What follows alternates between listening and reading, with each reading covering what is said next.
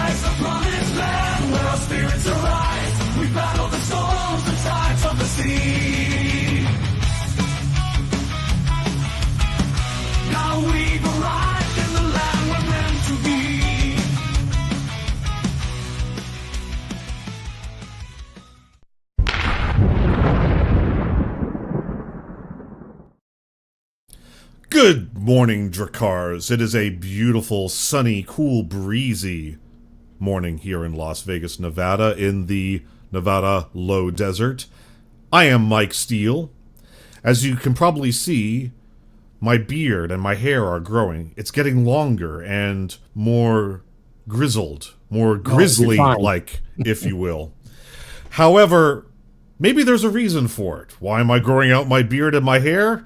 Well, maybe it's because I want to go live in the woods. Maybe I'm just sick of everyone and everything. Maybe I just want to check out. Now, I'm not going to use that MGTOW word, but maybe that's what it is.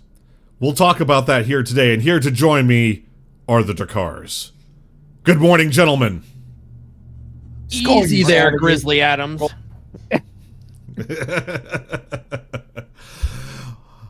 First of all, a big, warm, white Viking welcome back to the panel after a project, Mr. Laurent.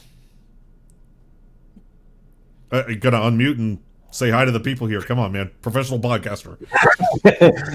Good morning, gentlemen. It's a pleasure. It's an honor to be back with you. Sorry, I went soldier monk for a long time. I went to the woods for a long period of time. It's good to be back. And of course, the master himself, the god amongst men, RP Thor. Skull, you savages. You know, the rising tide's an amazing thing. Climbing aboard the Dragonship is a Drakar. It's amazing. You know, we're just about to land in this new land called Spargturdia. I hear that Spargturdia is quite a savage land, so we need to conquer Spargturdia. And, you know, them Spargturdians are pretty damn tough, so we're going to have to put on our armor and really get after it, you know, with today's episode. What do you guys think about that? I mean, at least we're going to the woods and we're not going to the wood shed. We need to take those Spargtards to the woodshed. What do you think? Oh, I'm ready. I'm ready for Spargtardia. We're going to take it over. Spargtards. Wood chipper go burr. Hearing yelling now in the background. This is Spargtardia. Okay.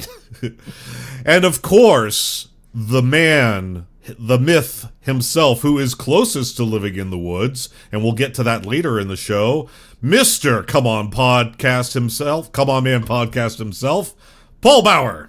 The legend. Yeah, I live out in the cow pasture. It's very close to the cabin in the woods. In fact, my old house in Cedar Edge, when I was dating Red Pill Chick, we used to refer to it as the cabin in the woods because it was very much like that. So we're gonna tap you for some wisdom here today, since we have confirmed where you live. We know where you live, Paul. Yeah.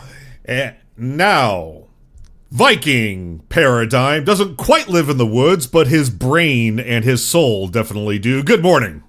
Yes, sir. Yep. That life, the woods life, my dad trained me for that. And like, hey, son, like, hey, when the Christian persecution comes, you need to be ready. So you need to learn how to do all this wood stuff. So I know how to do all that stuff. And of course, we have AJ, who politically lives in the woods, as he has expressed several times before. That's a compliment, not an insult. AJ, good morning. Good morning. I think I actually grew up in the woods, believe it or not. My parents own 50 acres of land in Vermont, which, if you've ever been to Vermont, yeah. it's pretty sparse population. Like, Fort Worth's got more people in it than the entire state of Vermont. So I've seen the cold woods in 20 to 30 below zero with a wind chill -40, -50, all the way up to 89-degree, 100% humidity in the summertime woods. So yes, the woods. What's the can state be motto unforgiving. again? In Vermont? Freedom, and unity. Yep. And It's of not very course, free or unified right now. It's Bernie Sanders state. yeah. No. And then the man furthest from the woods, the best dating coach online, the Hudsman. What is going on, guys? I'm so excited to talk about this because I swear to God, the world is just getting stupider. And I don't know if it's just a factor of growing up, but gosh, my patience level is damn near zero. Exactly. And guys, that's what prompted this conversation today. So for those of you who may not know, I work in the gaming industry. I work for a very large casino in Las Vegas, Nevada, and I am a systems administrator. But we were deploying a new system, and the software engineer came on site. Now keep in mind, this is the dude who wrote the software, coded it himself by hand. This is a local vendor. Dude comes on site, and we say, okay, here's what we're doing. Here's the server, here are the endpoints, and here's how we want to deploy it. It's basically a door control system. And dude comes on site and we deploy all the software, and his software doesn't work. And I ask him, so what's going on here? And he says, well, we were not anticipating deploying our software in an environment with servers. And I said, how do you usually deploy it? And basically he said it's deployed on a desktop computer. So this software engineer wrote software to be run on a desktop computer that would control the electronic doors of an entire resort casino hotel. There was no network interface. No. Hundreds of what I'm doors. Yeah. And so when the software broke, he didn't know why it broke, and he didn't know how to fix it. And I conducted myself in the professional manner that I do, right, Paul? When third-party partners don't keep up with your expectations, you maintain your professionalism. But inside, are we at the 8-minute mark? No, wait. Yeah, 7 seconds. Did you call him Yeah, a spurtard? Did you call him a spurtard? 3, 2, 1. Wait, in your head, you're like, do? fuck! Just fuck! You fucking dumb fuck! What the fuck? That's what it was like in my head. Yeah, let me get this straight. You wrote enterprise software to not run on enterprise level servers? That makes no fucking sense. Exactly. Yeah. So, to be fair, Mike, he's very low. yeah. To be fair, Mike, on my end, we call that going spicy. When somebody fucks up like that, it's like, I'm in a spicy mood. I'm gonna unleash some hell on this person. yeah. So I Professionally. talked at the guy like a father. I leaned back in my chair at my desk, and I basically said, this does not meet our expectations. We are deploying for a extremely large casino that's going to have over 6,000 employees and 4,000 guest rooms. So we expect it to be on that level of infrastructure. And so he went back to the drawing board, and he came back 4 days later with a new version of the software that he rewrote, and he made it work eventually. So I love that, talking to him like a father. I'm not mad. I'm just disappointed. Highly disappointed. well, That actually because is a very smart move. Yeah. I mean, what choice do I have? I'm not the big daddy of the casino who writes the checks. If I was, then I could be like, what the fuck are you doing? But I'm not. I am 2 steps removed from the big daddy casino boss. But the whole time this is breaking, my VP's looking at me like, hey, Mike, what's taking so long? So I have to answer to my VP. So that means I have to come down on this person in a way that gets things done without looking like an unhinged maniac in front of my VP, who's also a Marine. So I like to. He has a dominant masculine presence that I admire and respect, and so I like to maintain his expectations. So that's what triggered all of this. That's what started all of this thought process. Like, I could just sell everything I own, say goodbye to the Dragonship, write you guys a nice little text and say, hey guys, I bought a motorcycle and I'm fucking off to the woods. And that's what the conversation is about today. Fucking off to the woods. Screw everyone. Not just women, men too. Stupid people. We're going off to the woods because I'm smarter than all of you and my dog is smarter than most of you. And so that's what we're talking about today. And so, guys, first question to the panel. In your own life, or even maybe you can coach me, why do I have this urge to fuck off to the woods? Laurent. Yeah, well, at some point you believe that everybody's an asshole and you don't want to bother with it. So yeah, I mean, I've done that a few times, not too long ago actually. So yeah, there's a natural call to, oh, I'm done with this. I'm done with this, with the vanity of this world. Well, you were working on a special project though, right? Yeah. I was working like on a few things, but at the same time, I mean, now that I won't see my kids for a long while, I'm thinking I might as well kite surf my fat ass around the world and pack my things every 3 months and follow the wind. That would be something I would love to do. Now, Thor, you haven't screwed off to the woods, but as a power lineman, you did travel to a lot of remote locations doing what you do, and you were away from home a lot. Did that satisfy your desire to screw off to the woods and then come home to your wife and kids and feel fulfilled, or have you done it in other ways in your life? It did in a lot of ways because, the risk is so high. You're flying on helicopters, you're putting steel suits on, you're bonding on to 500,000 volts. So you do have a high level of stress, and when your life's at risk and the brotherhood's there next to you, that does relieve a lot because you see competencies in others that make you proud. Unfortunately, we have a competency deficit since Corona. It's been acceptable to be incompetent at just very basic things. And I've noticed this, other people have noticed this. If you guys have done much work on the outside with 1099 contractors, even service industries, you're noticing there's a lot of incompetence going on right now. You have to double check everything, and it's a reflection on yourself if you don't. Mike, I don't know your case, but in your case, I can understand why you'd want to just shut it down because here's this guy that's offering you some competency that you can use. You bring them in, and it reflects on you with your peers and your superiors that you brought this guy in and he failed. That's pretty tough, and yeah, sometimes I've actually done this. I've had some issues where I just disappeared for a day, jumped on the bike and left, gone, don't tell anybody anything. And there's something cathartic about it too, because you start to philosophize about your life and how you handled situations.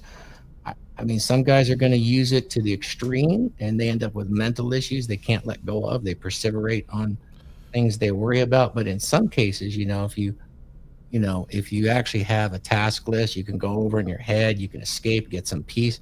Going back to nature, that's why some people hike, is to get back to nature and realize how small you actually are and that the universe is all around you.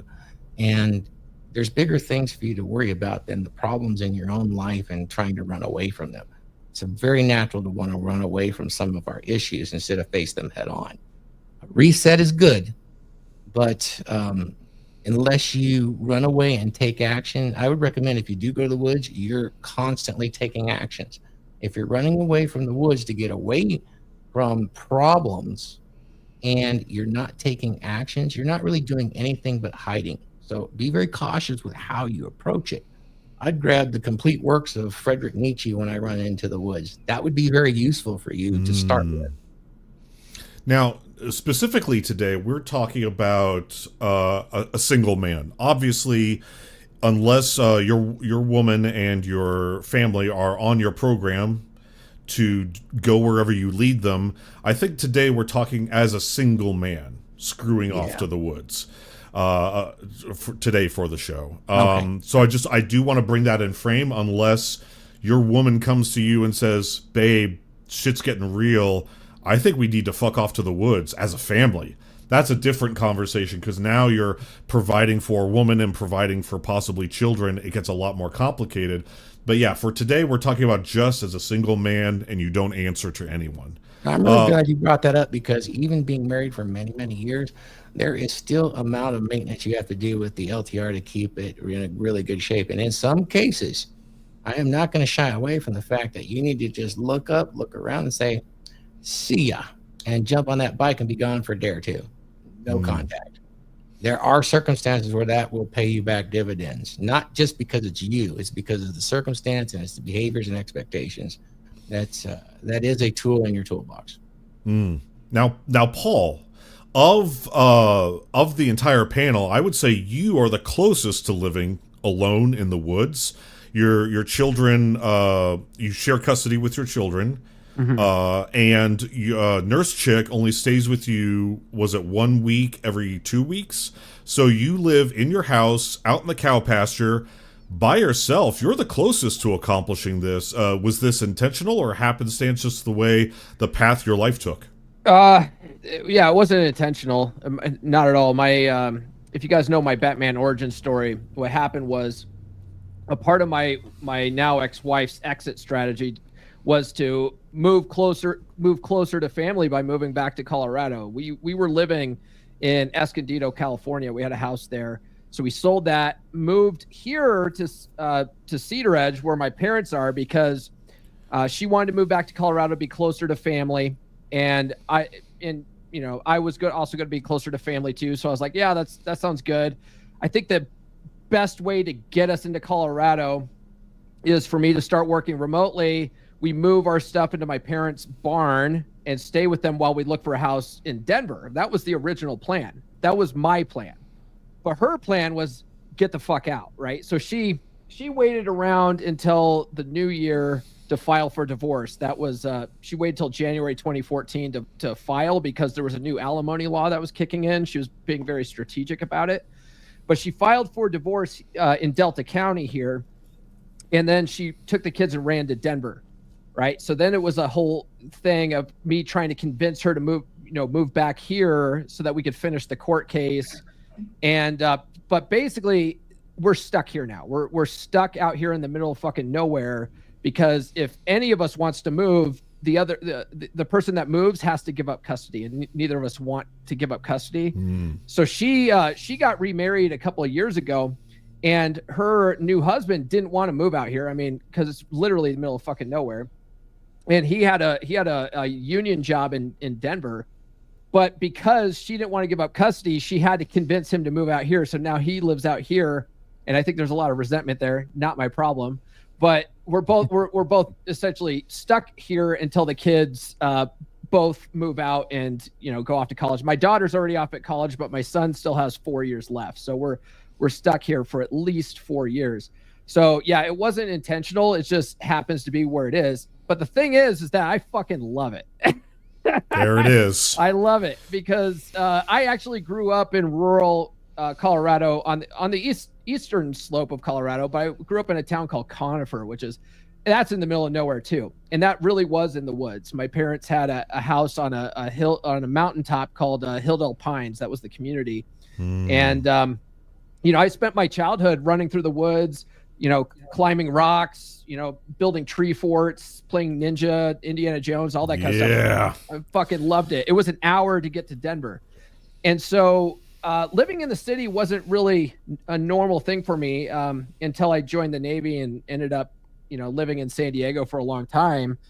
And I was just sort of used to that at that point, because that's where all the jobs are, right? If you're working in IT, you got to be where the jobs are. There's not a lot of server farms out in the middle of the cow pasture. Not a lot of ranchers out here with, web clusters and shit. So being out here and working remotely, I it's sort of the best of both worlds. I got to keep doing that, but also live out here in the countryside where everything's a lot slower. The sheriffs out here don't give a shit, right? Like I can 5 minutes away, I can go out to BLM land and shoot my AK-47 at Tannerite. No one fucking cares. If the sheriff shows up, he's friends with my mom, right? So he's like, "Oh, hey, you're Shirley's boy. Yeah, let me have a crack at that," right? Like the sheriff is fucking cool, you know?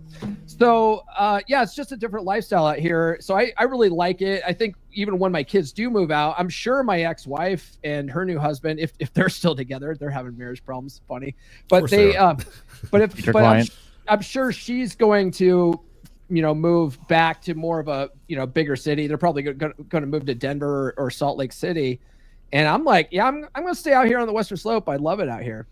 And a lot of this was made possible with high-speed internet and remote work capability. Yeah.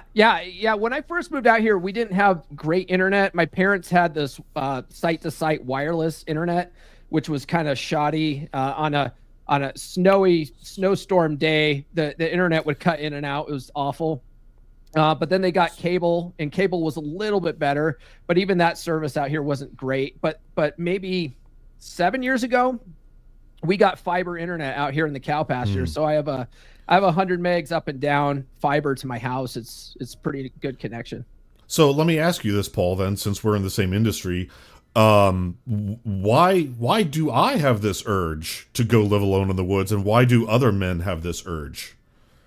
Well, I mean, I don't know I can't speak to other men on it, but it's like, man, when you get out in nature and you get away from the hustle and bustle, and you unplug from the internet, it's just calming, And a lot of guys talk about finding their peace, but they never, that's a great place of doing it, getting out in nature and unplugging from everything, get away from the news, get away from negativity, and just experience life.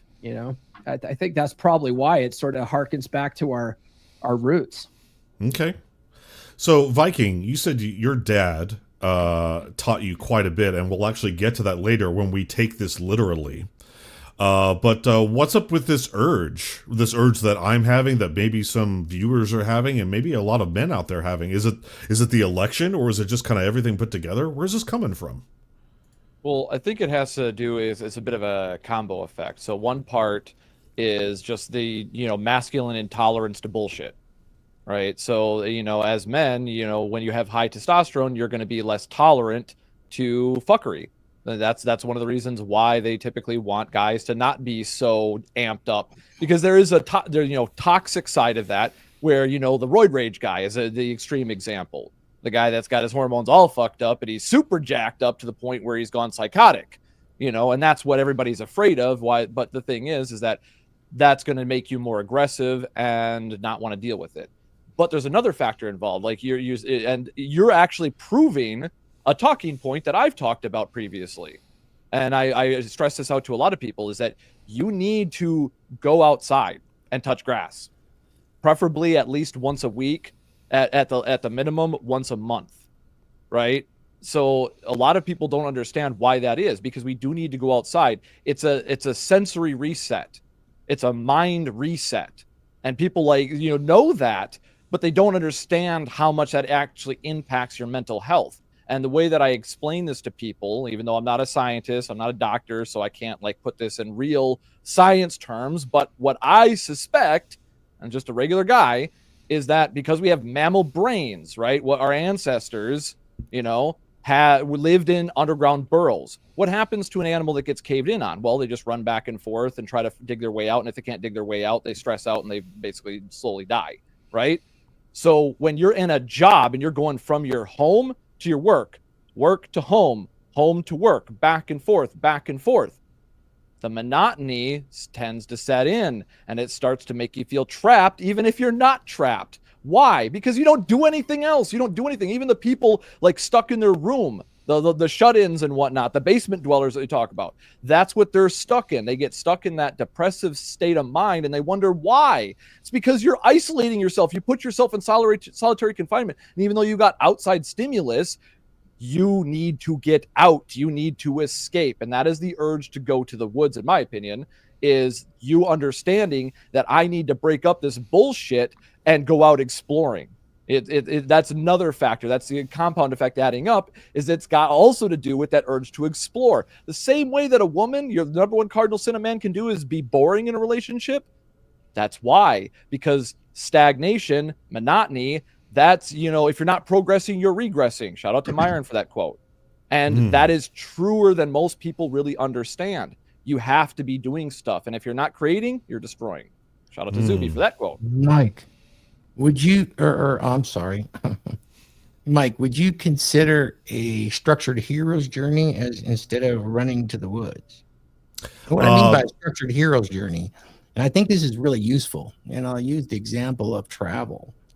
Traveling to new places, experiencing new things, putting a little risk in your life, going through that hero's journey. You're probably feeling pretty down now, but by the time you get back, if you've structured your travel to include experiences that test you, it can be extremely useful.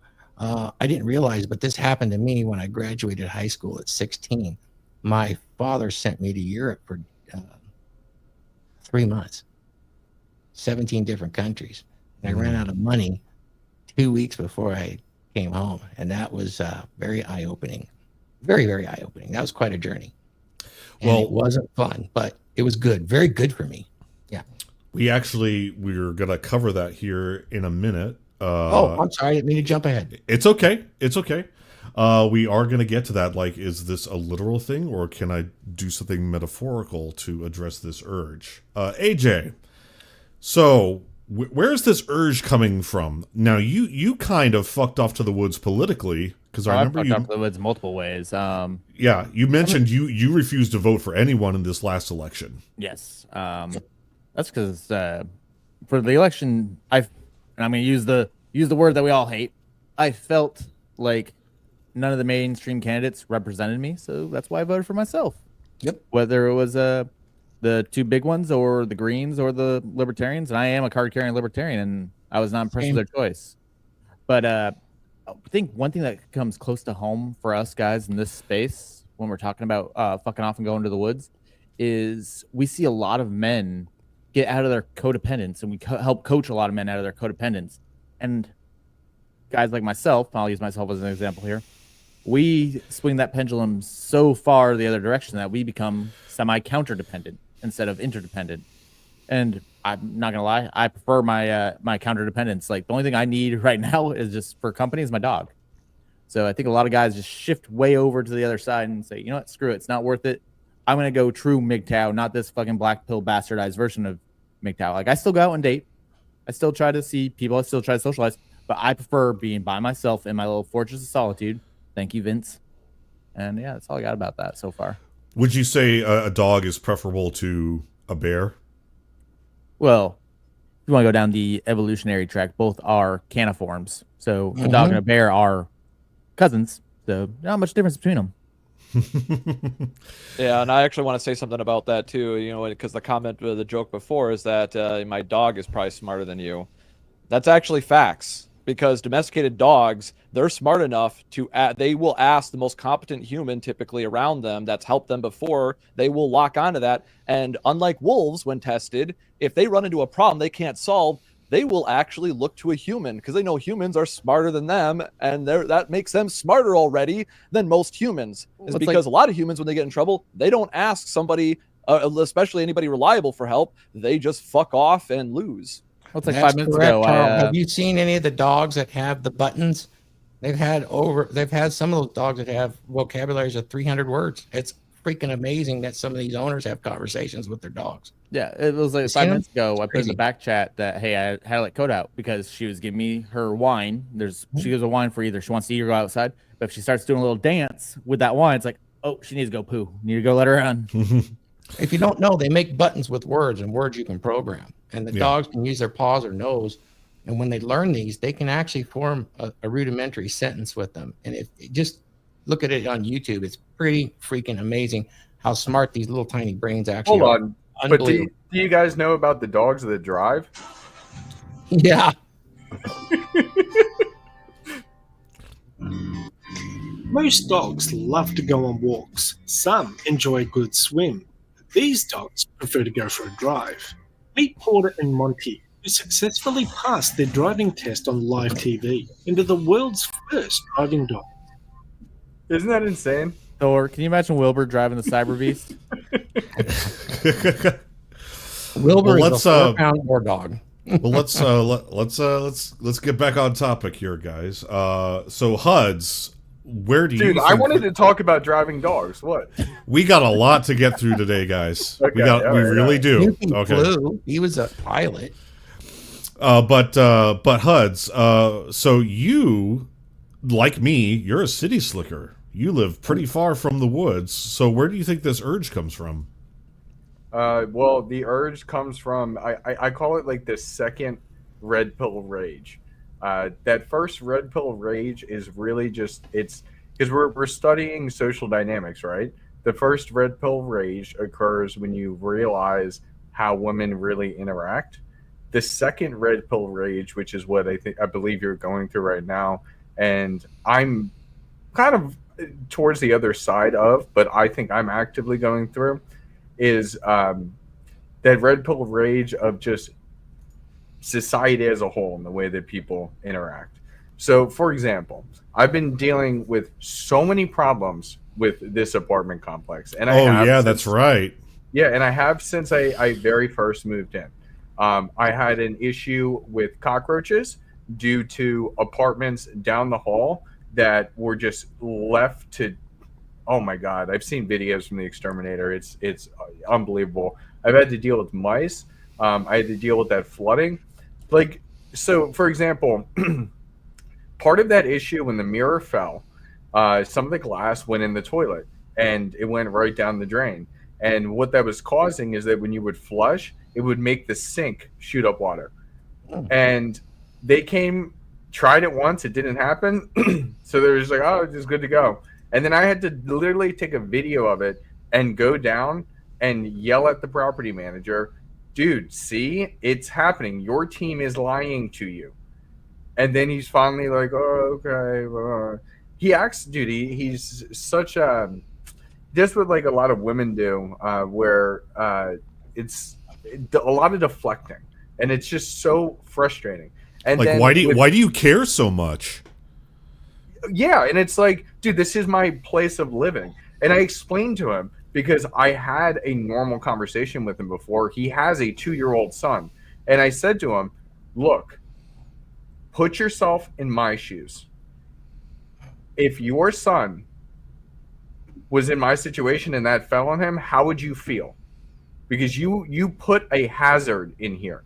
Because when they first replaced the mirror, they replaced it with a cabinet. They put it into a wet wall, wet drywall, and they only used 2 fasteners, not 4.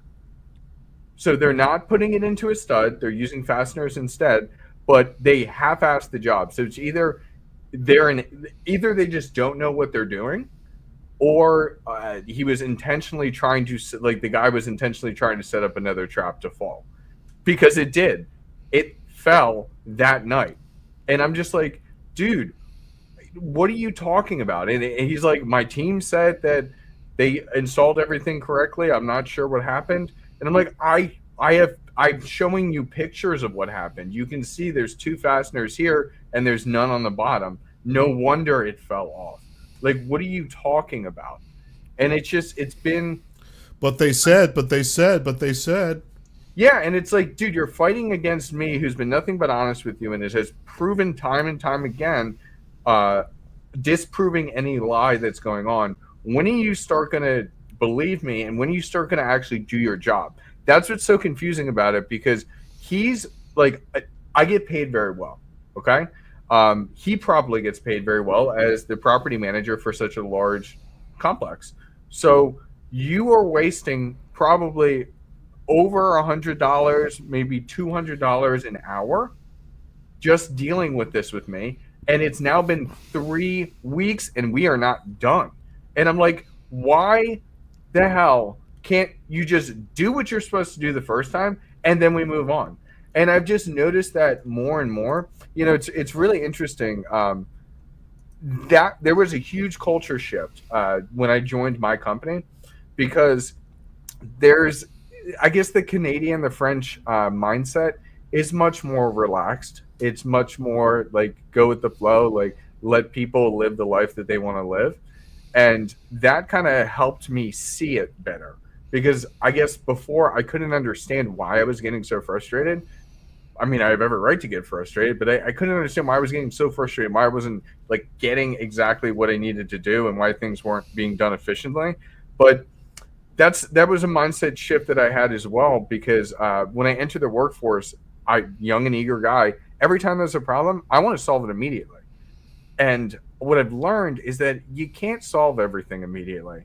Take things at the pace that the entire team, the entire river can actually flow at.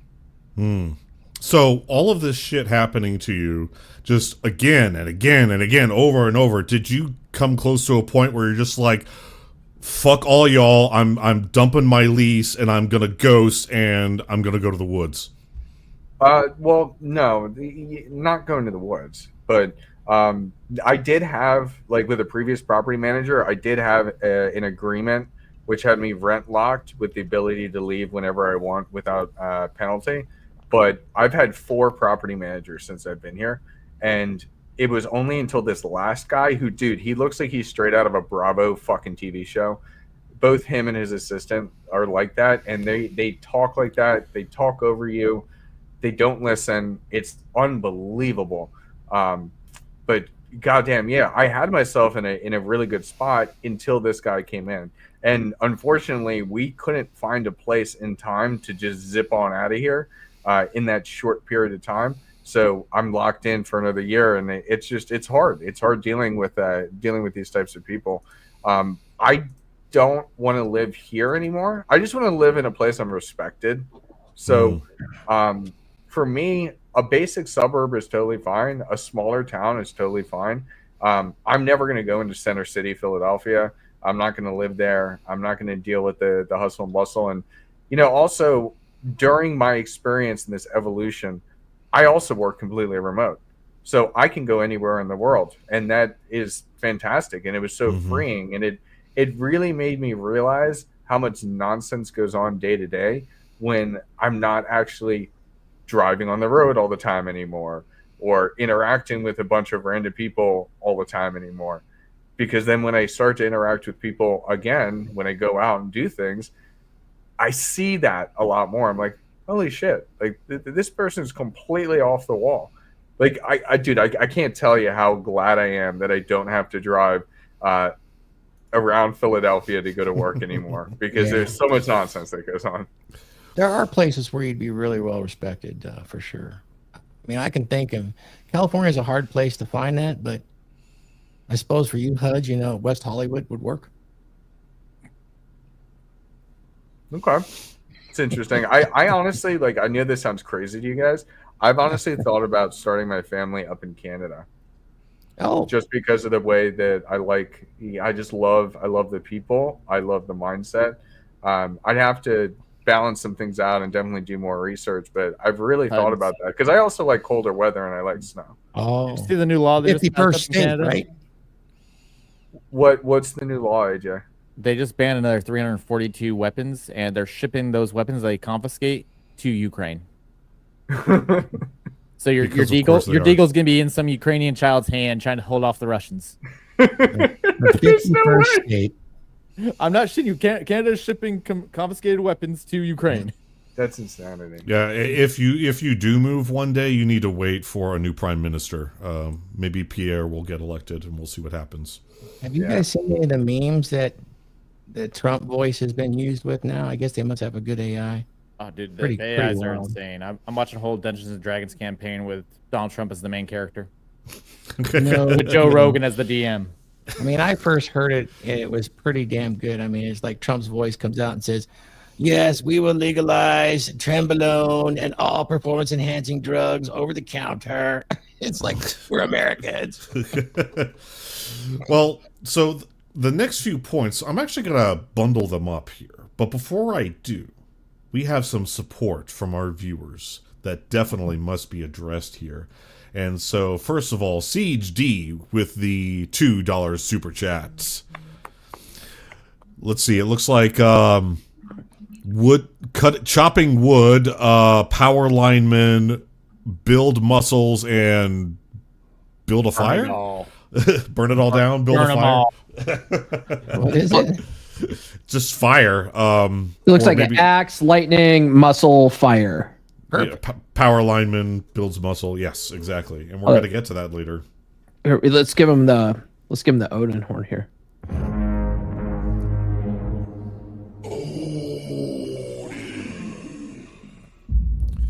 Thank you very much, CHG, If you're for going to your be a power support. lineman, you want to build the muscle. You want to be able to at least hold on if you slip and carry your own weight. So, And here we have Danny Arnold with the $10 super chat. Now, Paul, if I recall correctly, We got a video for that. we do. Well, I'm going to read it first. An old frontiersman's parable is the most important thing in a man's life: his rifle, his horse, his dog, and lastly, a woman. In modern times, you could substitute the horse for your truck. And for your $10, Danny Arnold, you get a very special reward. Okay. Thank you for the super chats. Movies bouncing, can't stop that. From the east to the west, you are the best. Keep those chats coming in, let's do it all again.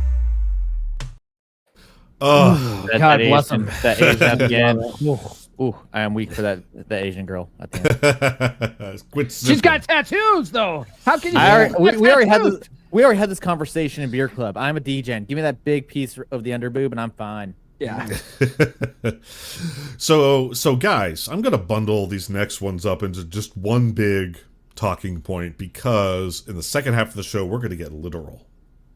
So the next bullet points I have are: is what I'm feeling natural, or is it an overreaction?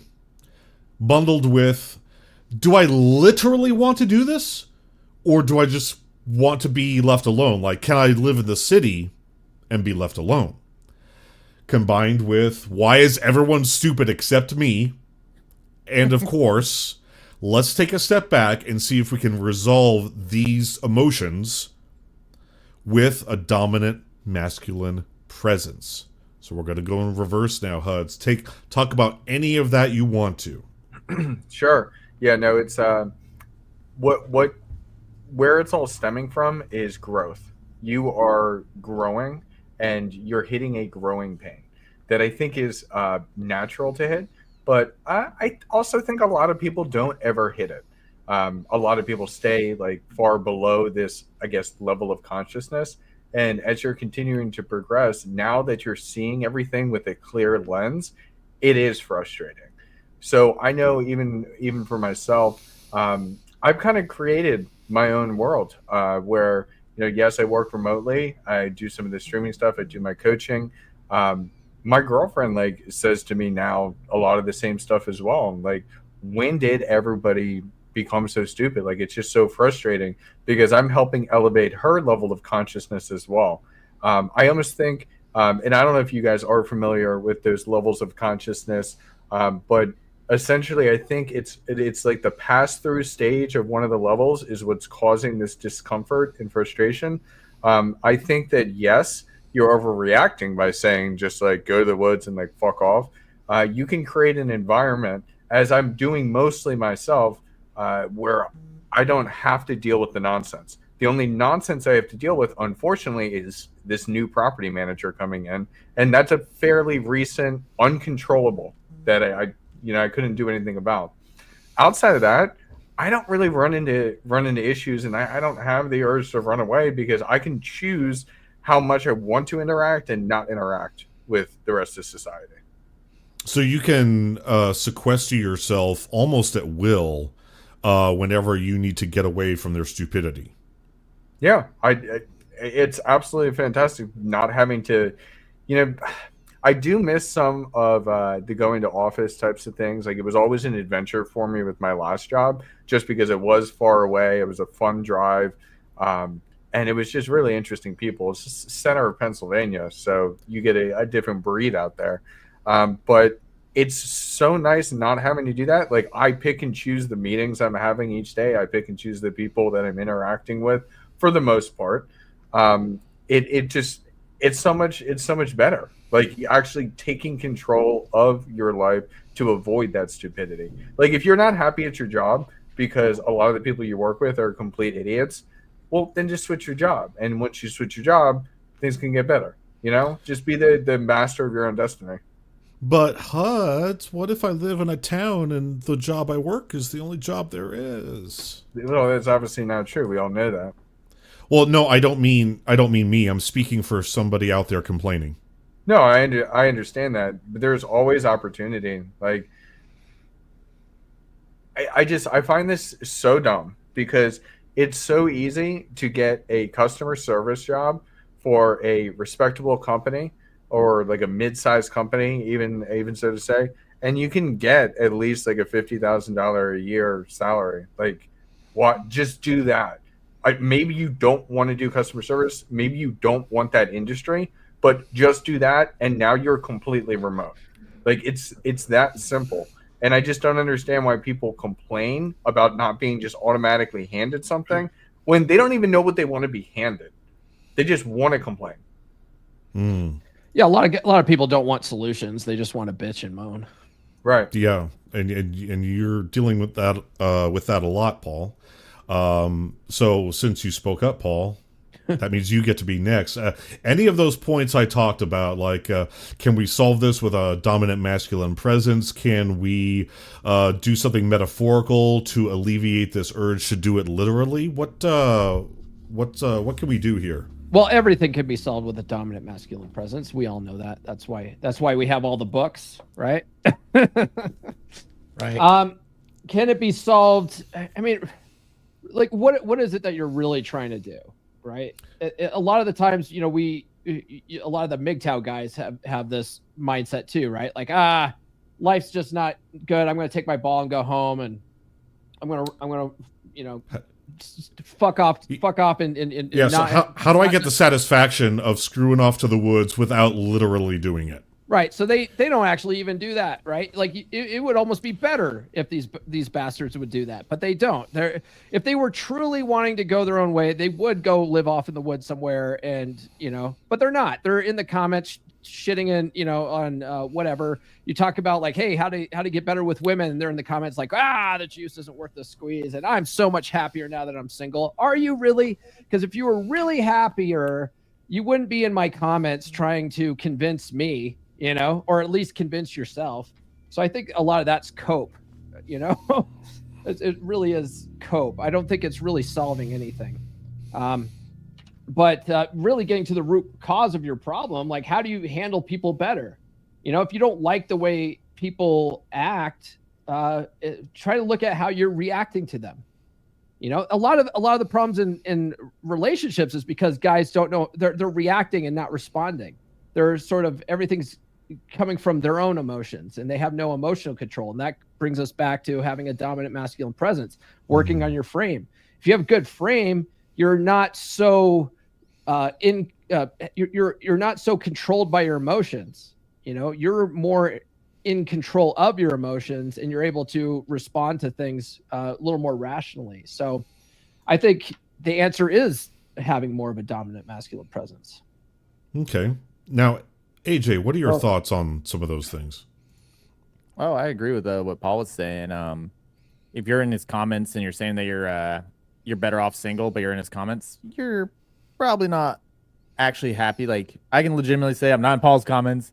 I'm not bitching, complaining, gripes, or anything like that. I actually enjoy being single, and it took me a long time to get to that. As far as, is it a natural response?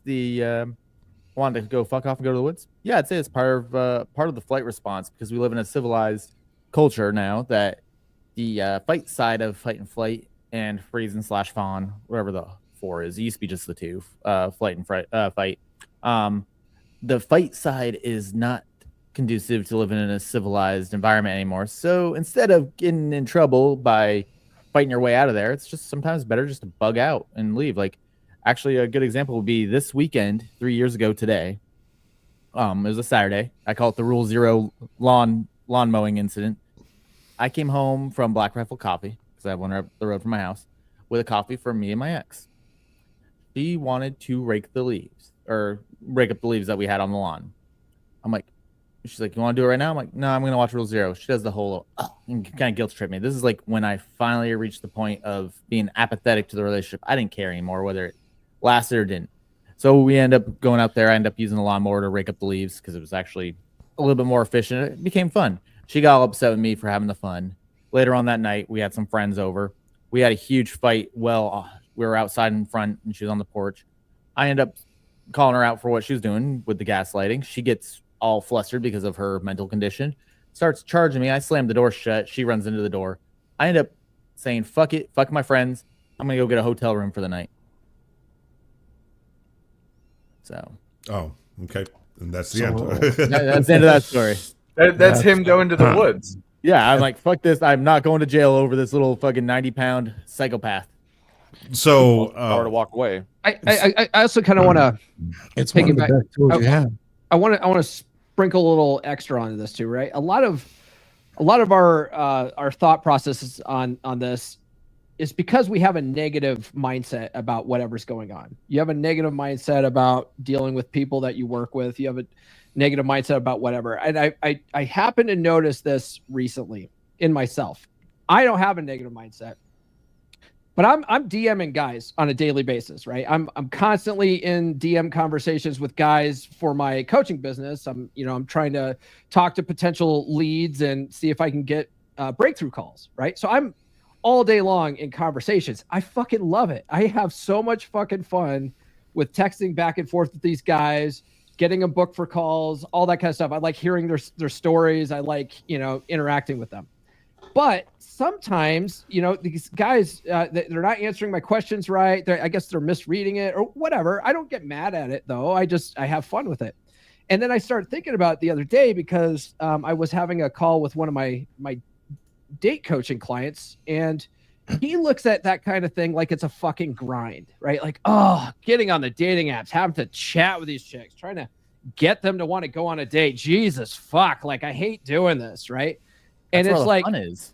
right. And I'm like, well, that's why you're not having any success, because your mindset is telling you that this fucking sucks. So you want to avoid the pain of the suck fest. So you're not even doing it. Like you would much rather stay at home feeling lonely than do what you need to do to get some pussy, right? You need to have some more, you need to have some more fun with it. You need to change your mindset about it. A lot of people, I happen to notice this. I'm trying to get better at the DM prospecting thing. So I'm studying it. I'm watching YouTube videos of guys that do this for a living. And these guys make, an appointment setter for a coach can start making, if he's good at it, $80,000 a year, right? Like if you're working as a chef right now, you could stop doing that, work from home as a DM appointment setter, make 3% commission on every appointment you set. You know what I mean?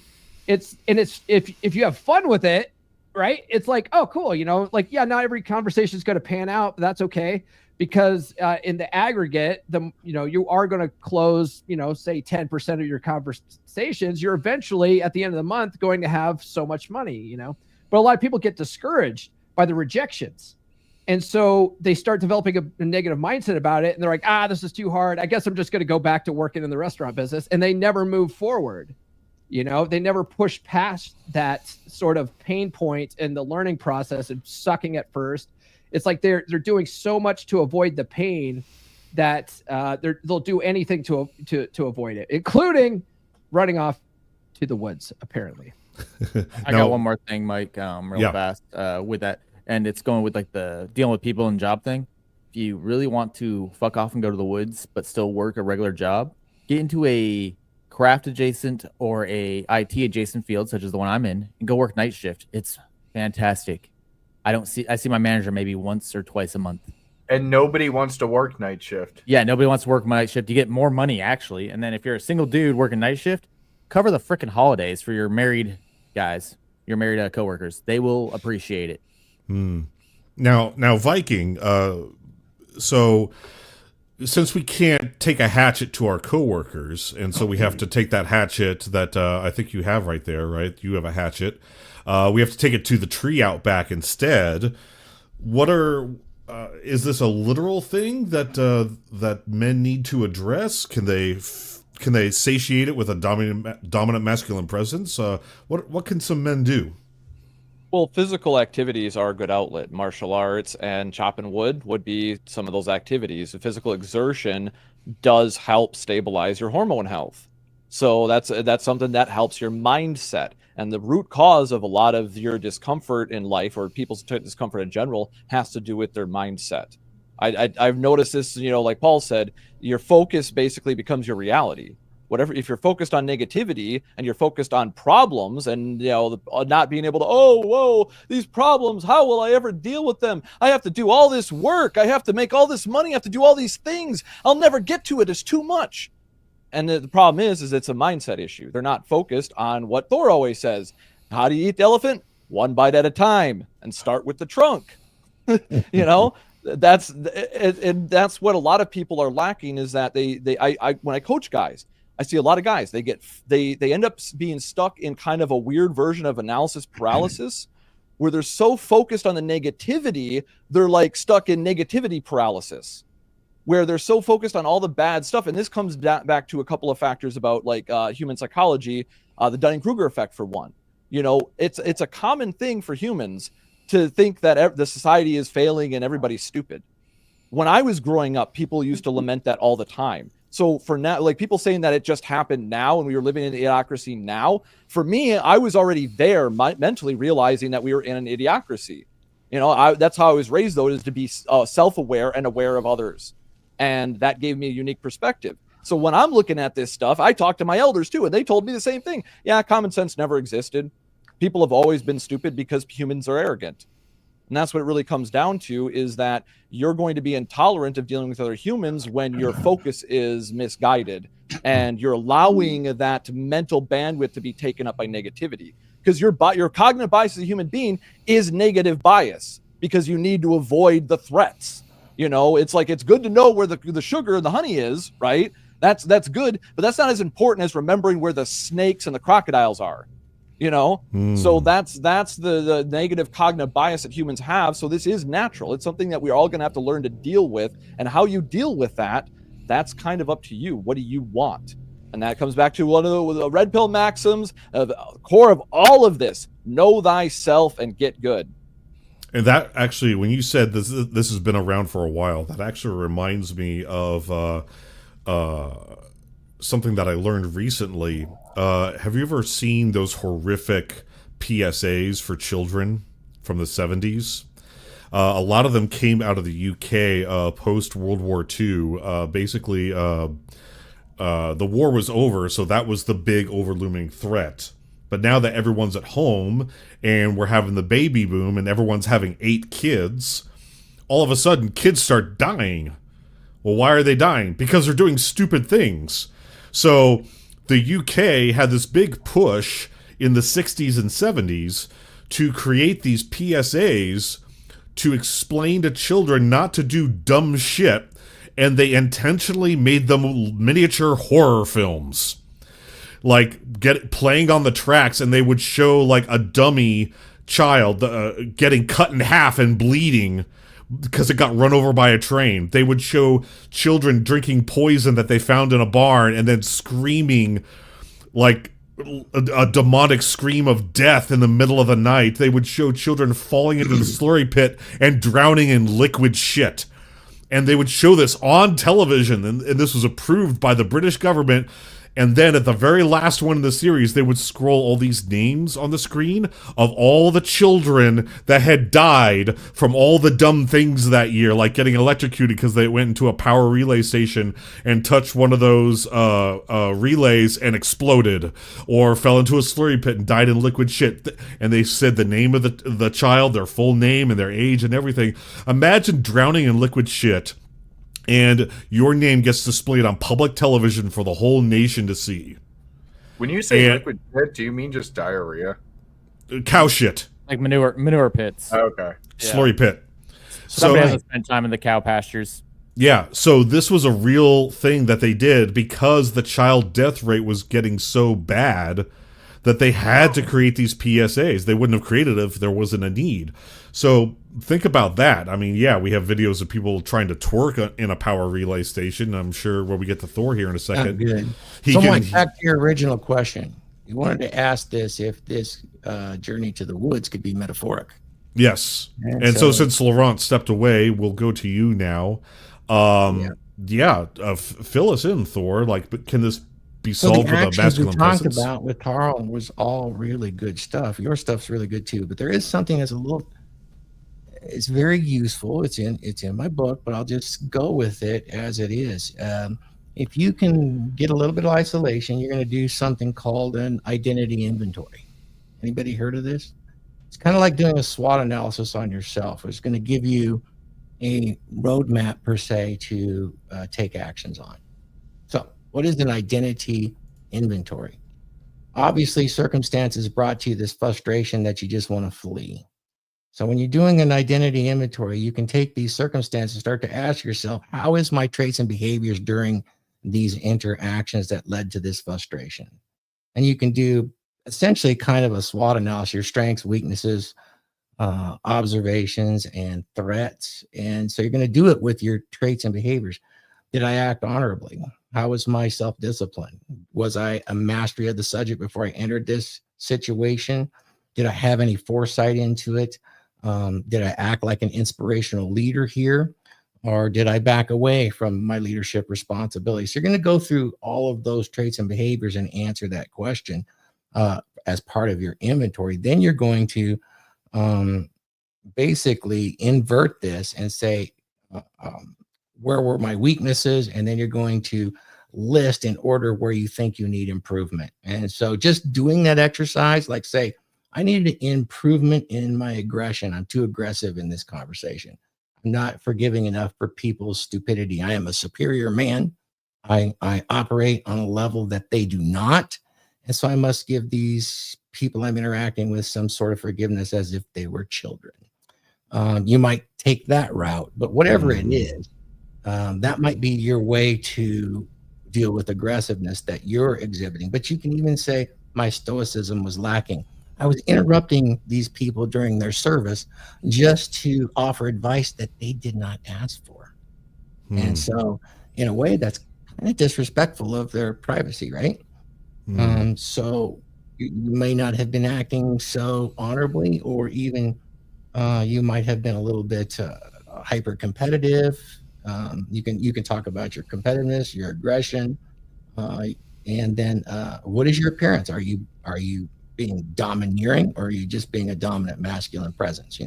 A calm, stoic presence in these interactions. So really doing this inventory of your identity. Remember, a dominant masculine presence is about projecting your identity with authority and masculinity out into the world, but not being domineering and controlling of every situation, and that includes injecting yourself and offering advice where it's not asked. So it's kind of a reflection when you take this inventory, and then the next step is to do the SWOT analysis on it, and then take just your top 3 that you think probably did not help you or might have harmed you in this interaction and caused you to become so frustrated you wanted to flee. And then in that regard, you can work on those through emotional regulation. There's whole chapters in the book about emotional regulation, and AJ even takes it a step further. That's one of the things that I've actually consulted a lot with, is going through those traits and behaviors with guys. What is their promptness? When they make promises, they follow through. What about stewardship? When they're interacting with someone, do they have any sort of stewardship over their own behavior? And you're asking yourself these questions, and you're formatting them and seeing how you are. And then you're taking action to improve just the top 3.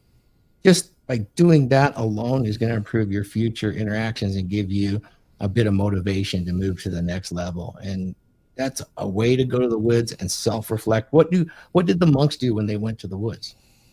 They went there to gather what? Self-enlightenment? And herbs for their beer. Maybe a few mushrooms too. Yeah. Ayahuasca. Yeah. So, yeah, if you're a bear and you go into the woods, that's a different reason, Yeah. Now, Thor, if a man has all of that under control, and he handles his coworkers well, and he handles his family well, if someone's not a coworker or a family member, is a man under any obligation to spend any time around someone that is so stupid and infuriates him? Under obligation to spend time with them? Yeah. So say you make an acquaintance, and that acquaintance, they start out okay, but as time goes on, you start to notice that they're a very incompetent person. And their incompetency is starting to get so bad that it actually starts to infuriate you. So this is where you want to use the skill set from a dominant masculine presence, and that's psychology. You want to actually open doors for them to be successful. It's part of leadership too, and being inspirational. Set up scenarios where they can shine in their strong suit, and if they choose not to take it, they didn't pass your shit test.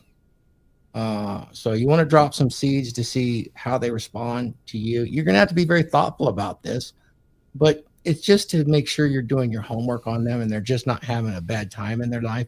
And if they come back to you after this and say, man, I'm having a bad time, I'm asking for your advice, that's a different scenario. Right. But if they're just being really incompetent and you've thrown opportunities for them to shine with you, let's just use something really obvious. They're not very prompt. They tell you they're going to be at a certain place. Let's say they're going to meet you at 5 o'clock p.m. and they don't show up till 8.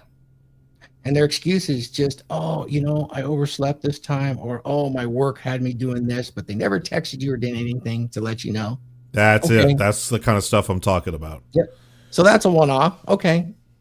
Dang, I would have appreciated a text. You can tell them, we'll just make it some other time. I'll tell you what, how about if I let you know when I'm available and you can actually give me a confirmation. Otherwise, if it's kind of loose and sketchy, just tell me, that's really a tentative time.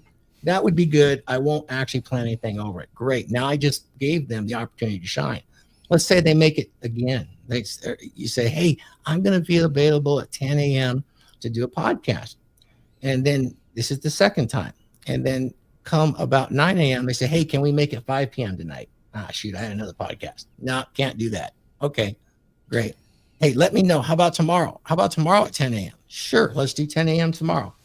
And then at 10 a.m. tomorrow, they get back to you and say, I'm sorry, Sunday's the Sabbath. I can't get with you today.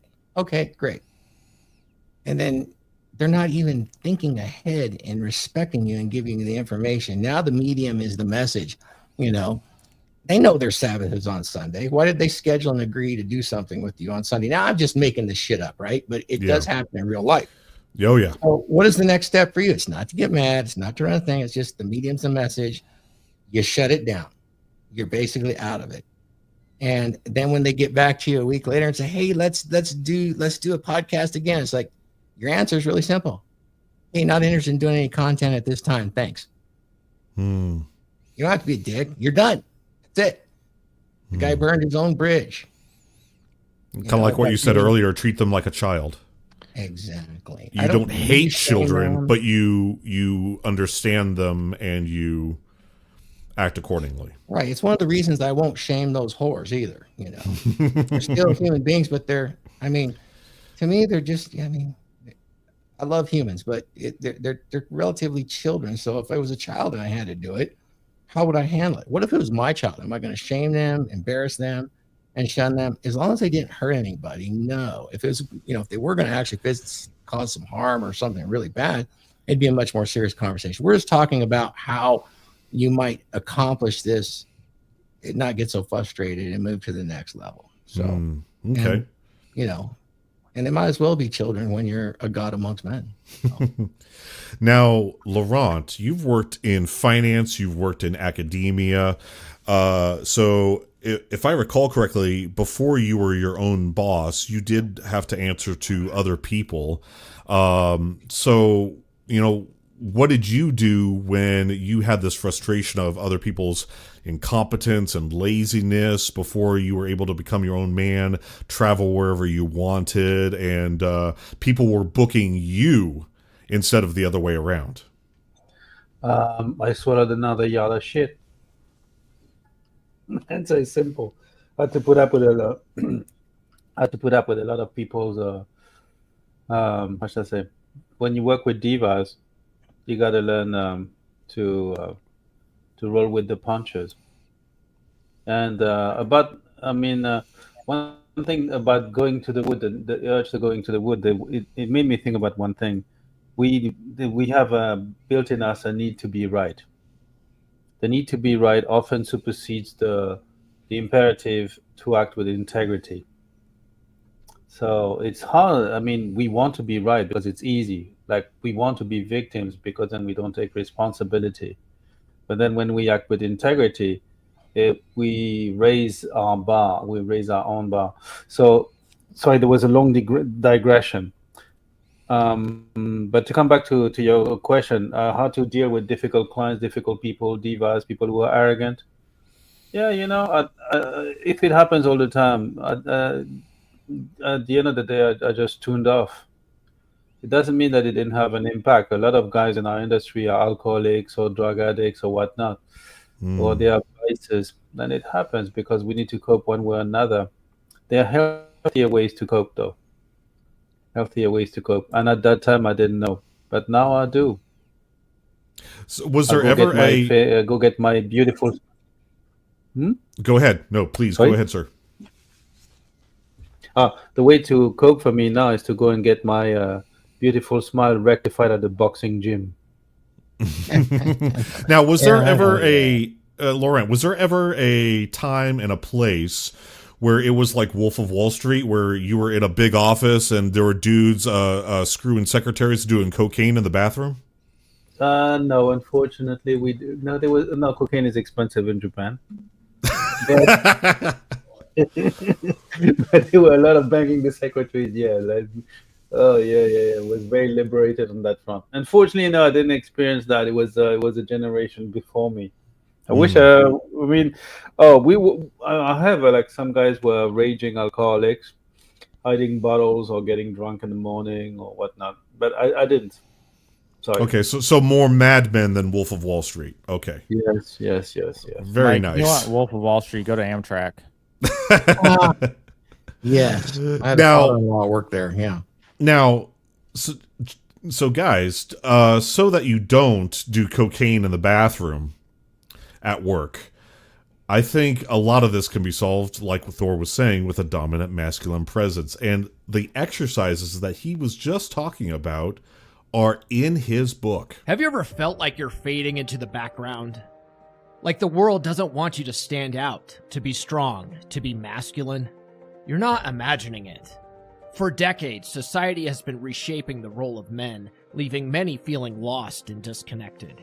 It's time to change the narrative. In A Dominant Masculine Presence by RP Thor, discover the path to reclaim your strength, your confidence, and your identity as a man. This isn't about fitting into a stereotype. It's about embracing your natural traits and honing them into a powerful presence. Learn the 7 skills that every man needs to lead with authority, read body language, and control his emotions. RP Thor breaks it down with clear examples and practical advice to help you transform your life. It's time to stop apologizing for who you are. It's time to lead with pride and courage. A Dominant Masculine Presence gives you the tools to do just that. Get A Dominant Masculine Presence by RP Thor on Amazon or listen on Audible. Don't let society dictate who you should be. Claim your strength and redefine your future. Guys, get Thor's book. I got Thor's book, and I followed his advice. I didn't even have to implement all of his advice to change my life.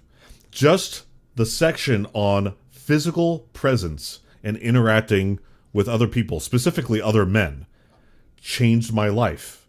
When I first met Thor, it was about 2 years ago. It was round about Thanksgiving time, if I recall correctly.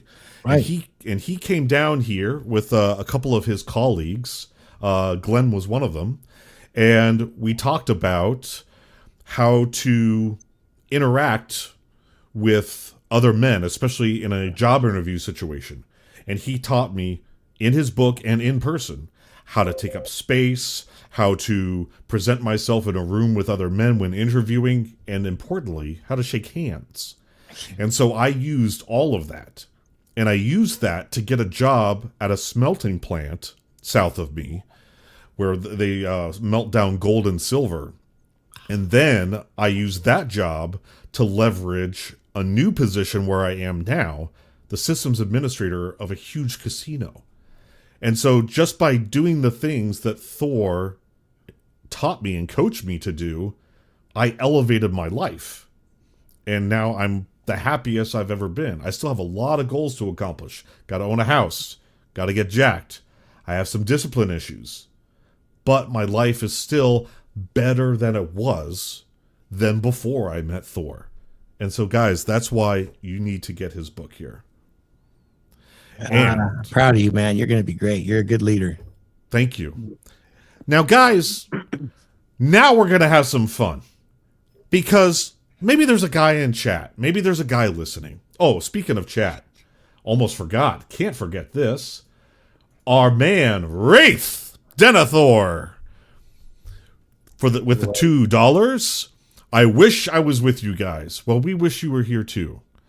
Because I imagine you would definitely have a lot to say on this subject. But I imagine a similar topic will swing around the horn one other day, and you will be here for it. And we look forward to having you back here. Get better, sir. Thank you so much. So, guys, say there's someone watching us. Say there's someone in chat. It's like, guys, that's all fine and dandy, but I've thought about this for like 6 months now. I'm for real. I'm serious. I want to literally go to the woods. Okay, well, let's talk about that. Let's actually talk about, okay, so you want to do this. You literally want to do this. How can you do it without starving to death and dying and freezing to death and getting eaten by a bear? So let's talk about that. Guys, let's talk about the easiest way to do that, and we'll talk about some other ways that maybe some of you have done this or are working on doing it. And that is the fantastic world of RVs. And so, let's see here. I think it is serendipity that this thing is called the Thor Majestic M28A. Look at this, guys. You can get this huge RV for only $44,000. When the average cost of a home in the United States is $350,000, you can get this used RV for $44,000 and then start driving around and parking within reason pretty much anywhere you want. There are RV parks where you reserve a spot, you show up, you park, and you pay for the spot, and you hook up your sewage lines, your power and your water, and you pay little fees here and there. You get a P.O. box somewhere in America that you maintain for your mail, and you just make sure you visit it like once or twice a month. And you can literally live like this. It's not a cabin in the woods. I have a friend that did this for like 2 years. He convinced his wife that they needed to do this. They sold their house. They sold everything. They bought a fifth wheel, and they just went touring around the country. He got himself a job, a remote job. He was working in the nuclear power field, doing training seminars for guys that worked at power plants or something. And he would do that from the trailer. They had some kind of satellite internet service, and he could do it anywhere. And he did that for 2 years until his wife got sick of it. But yeah, you could definitely do that. You laugh because like when I was first thinking about selling my place, I was actually looking at a trailer that would be like about 150 grand, but it was also fully enclosed. You could drive it, had enough room in it that I could drive the Golf actually into it, and then get another trailer to put the 81 and the motorcycle in, and it would have been less than my mortgage on a 10-year note. Yep. I've thought about it. I'm like, where the fuck am I going to park it? Where the hell am I going to go to work? That kind of thing. Yeah, like, I want to speak on this with what Paul was just saying there. You can do this, Mike, but women don't like this lifestyle. Some do, but it's a hard sell. I don't know on a most ton. women. The hippies are the ones, like those like hippie style girls, like they could be down for it. but most women are not going to like this. So that's something to consider is, women want like a safe, comfortable place to live. They don't want to be constantly moving, constantly like not knowing maybe exactly what's coming next. I understand that this is essentially a 1-bedroom apartment right there that you just move around with yourself, but it's something to consider. Women don't love this. Well, just a reminder, we are kind of talking about a single man's point of view because Right. well, you can't screw off to the woods necessarily when you have other responsibilities outside of yourself, like a wife and children. Yeah, so this guy is saying fuck off to women too, and I'm just gonna travel the country and do me, and then bang chicks in Waffle House parking lots. Like that's Hell yeah. Oh my god, dude! Don't go to truck stops. Lot lizards, yeah. Well, this God kind of damn it, goes back. You guys are touching on, some of the red pill wisdom about, it has to do with the context that she came into the relationship, right? If you were like, say, a YouTuber and you were doing van life stuff and doing the YouTube videos, she would probably be all for that life because, free clout. And then, she has the security of that lifestyle as long as he keeps making videos and he's on his game, which is basically true of all men's endeavors, as long as he's healthy and doing his shit on his job.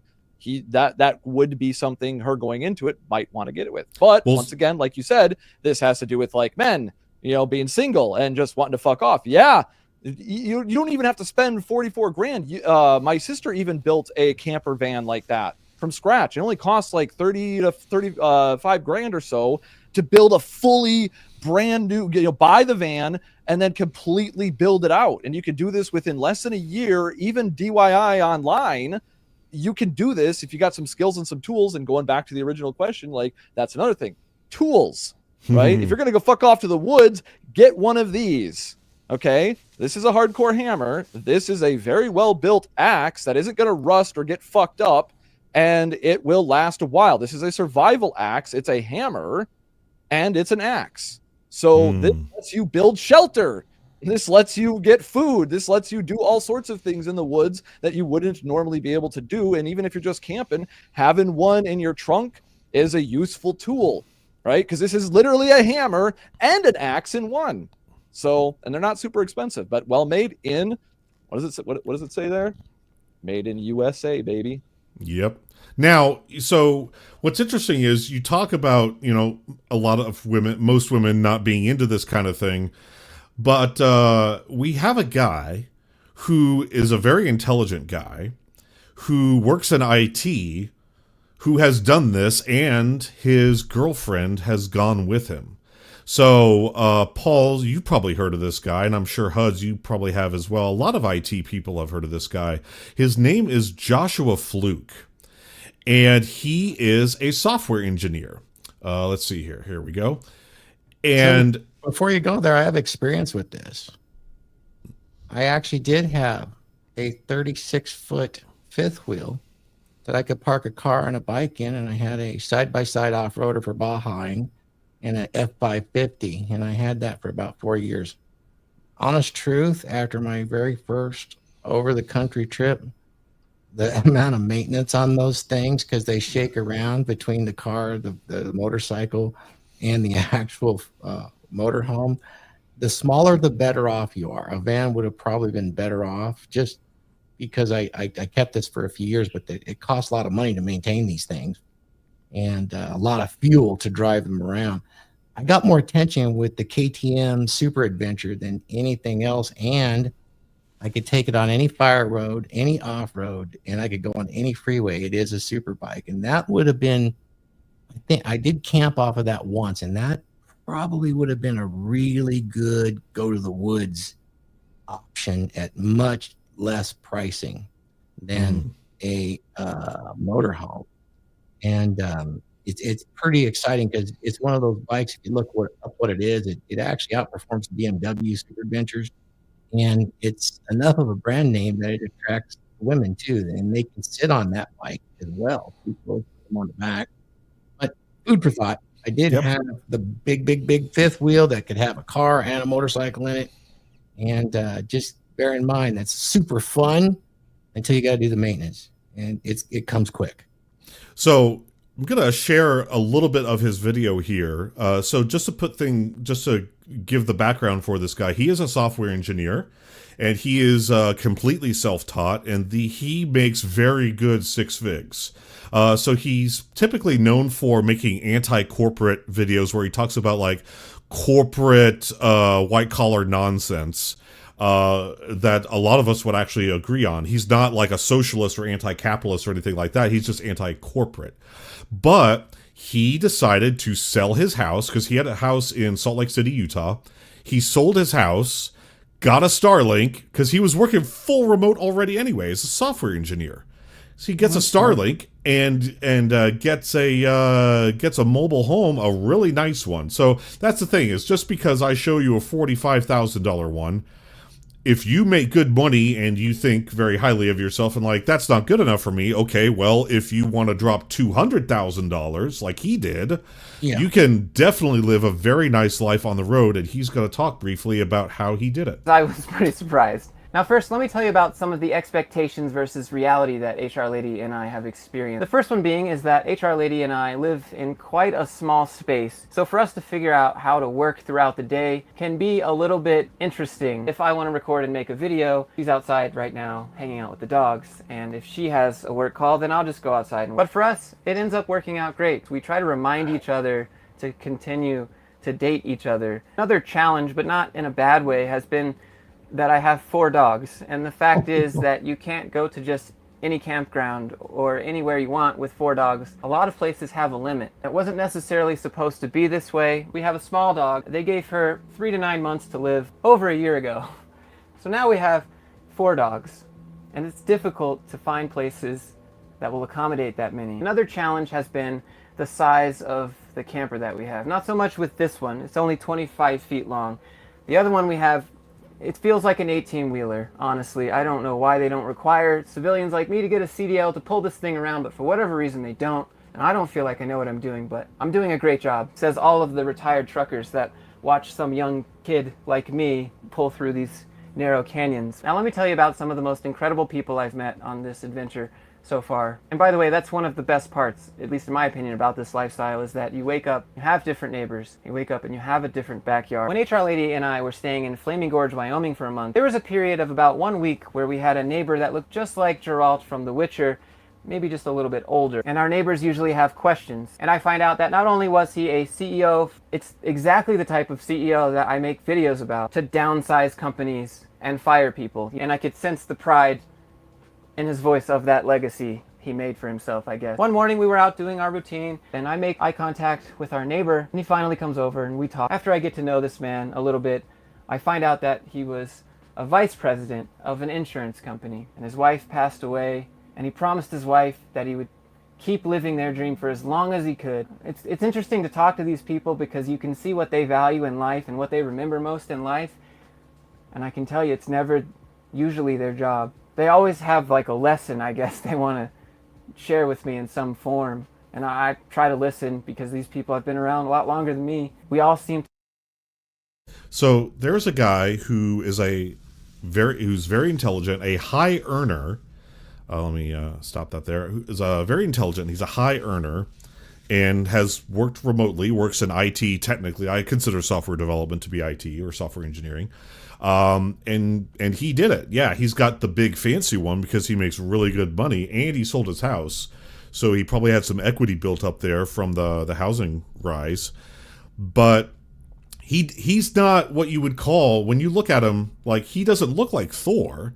He's not some big burly man with tattoos and a big beard.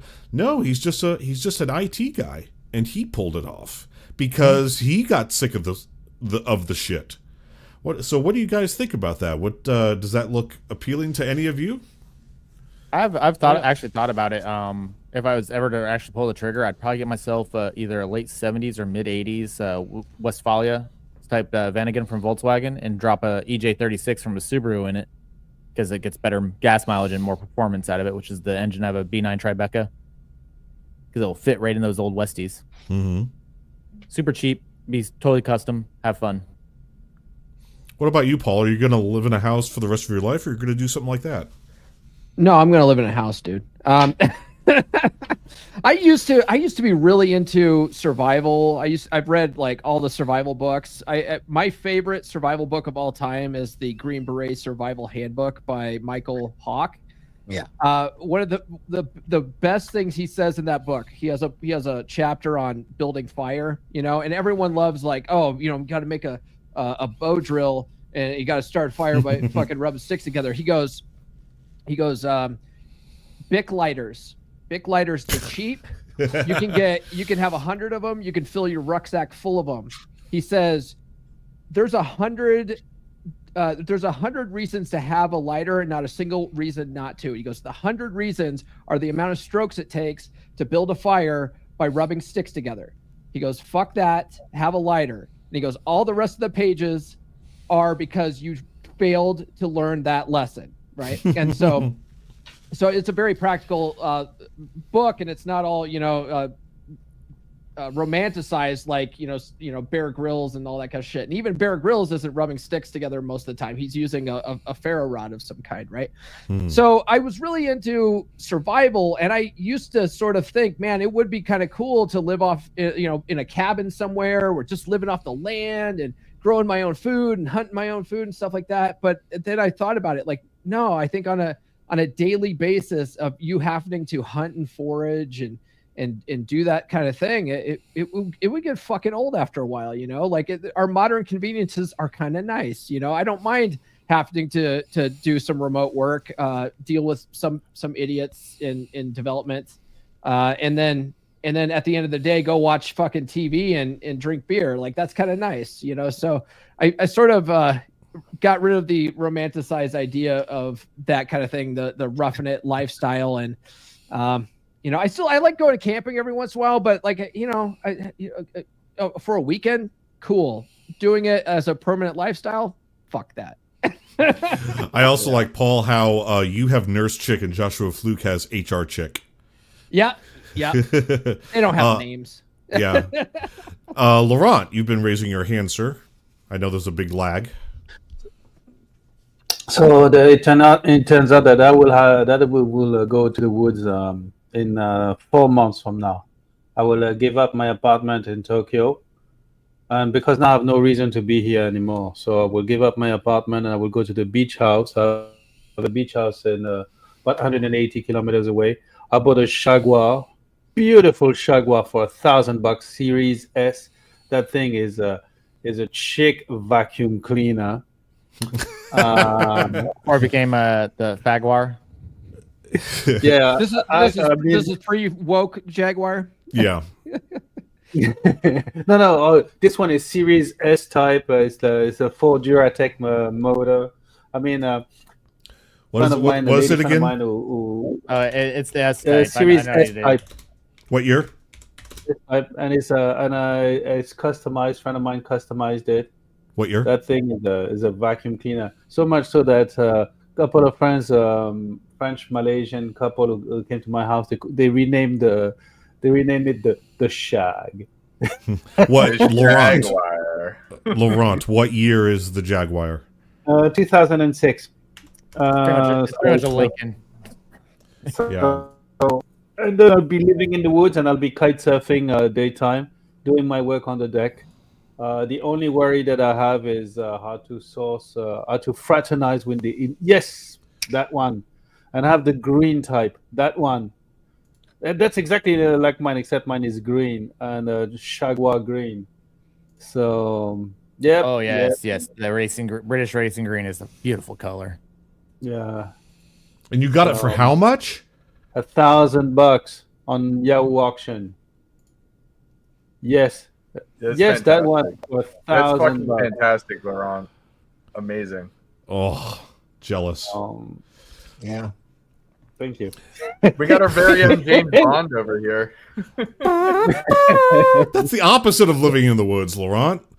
But I need that because to go to one kite surfing spot to another one, then I'll be working in the morning, at night, and but the only thing I'm worried about is a bit isolation, and also sourcing the indigenous tribe, otherwise referred to as cute chicks. So that's the inconvenience of living in the woods. Like Paul probably knows a lot more about this than I do. Yeah, I want But, to speak on although- that, the isolation aspect, because that is one thing. Like, especially when I transitioned to fully remote work, it's weird because you're not physically interacting with that many people throughout the day, and depending on what your schedule looks like, determines how many people you're actually talking to. And that's what's been so fantastic about being a part of men's groups, and being a part of the Dragons membership, and doing this with the Dragonship, and doing the stuff that I do with my own men's group, Men of Now. That lets you sustain that connection.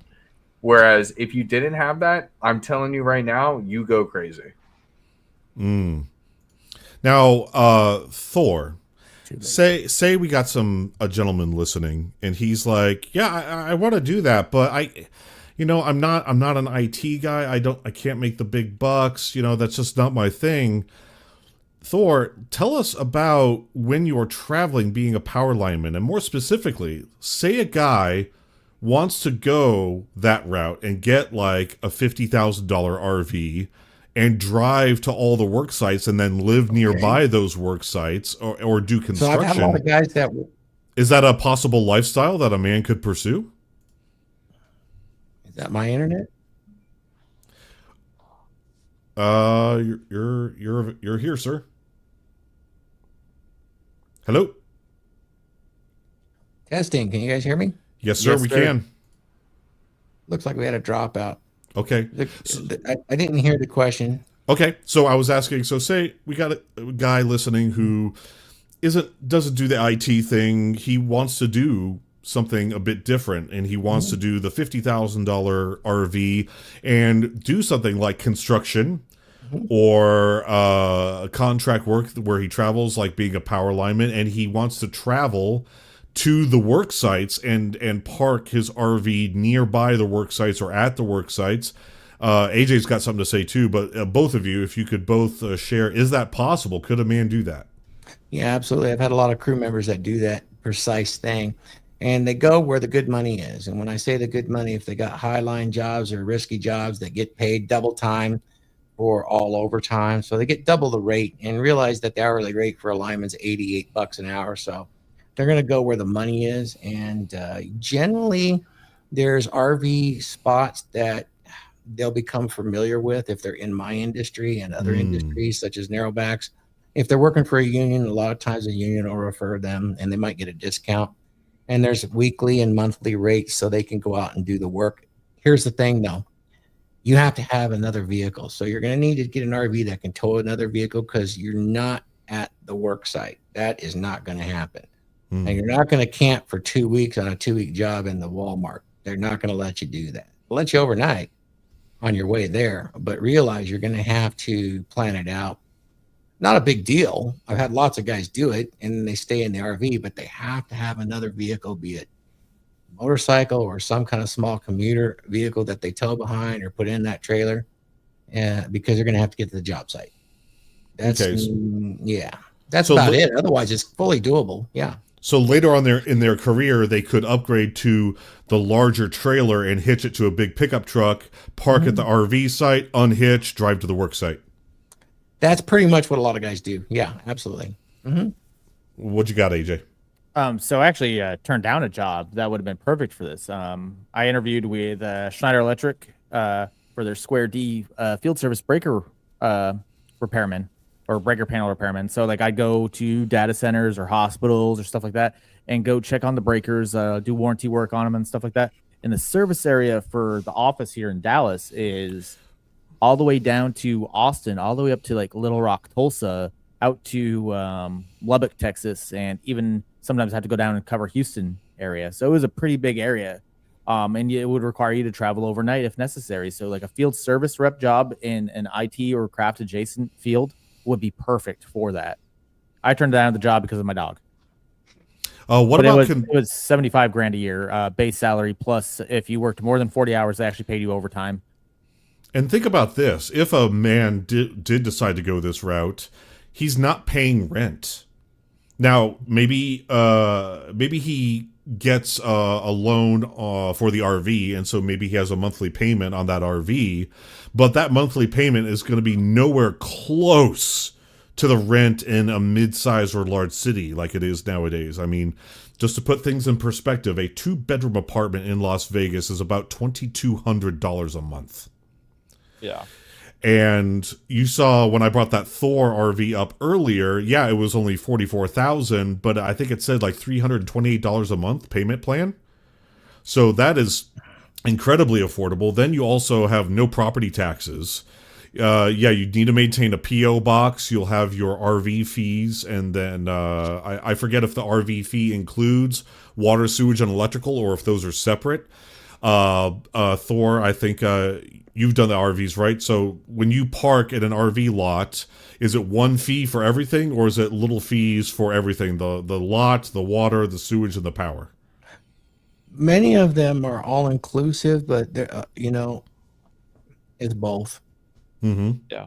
Typically, you're going to get the water and the sewer will be there, but they might charge you for electricity.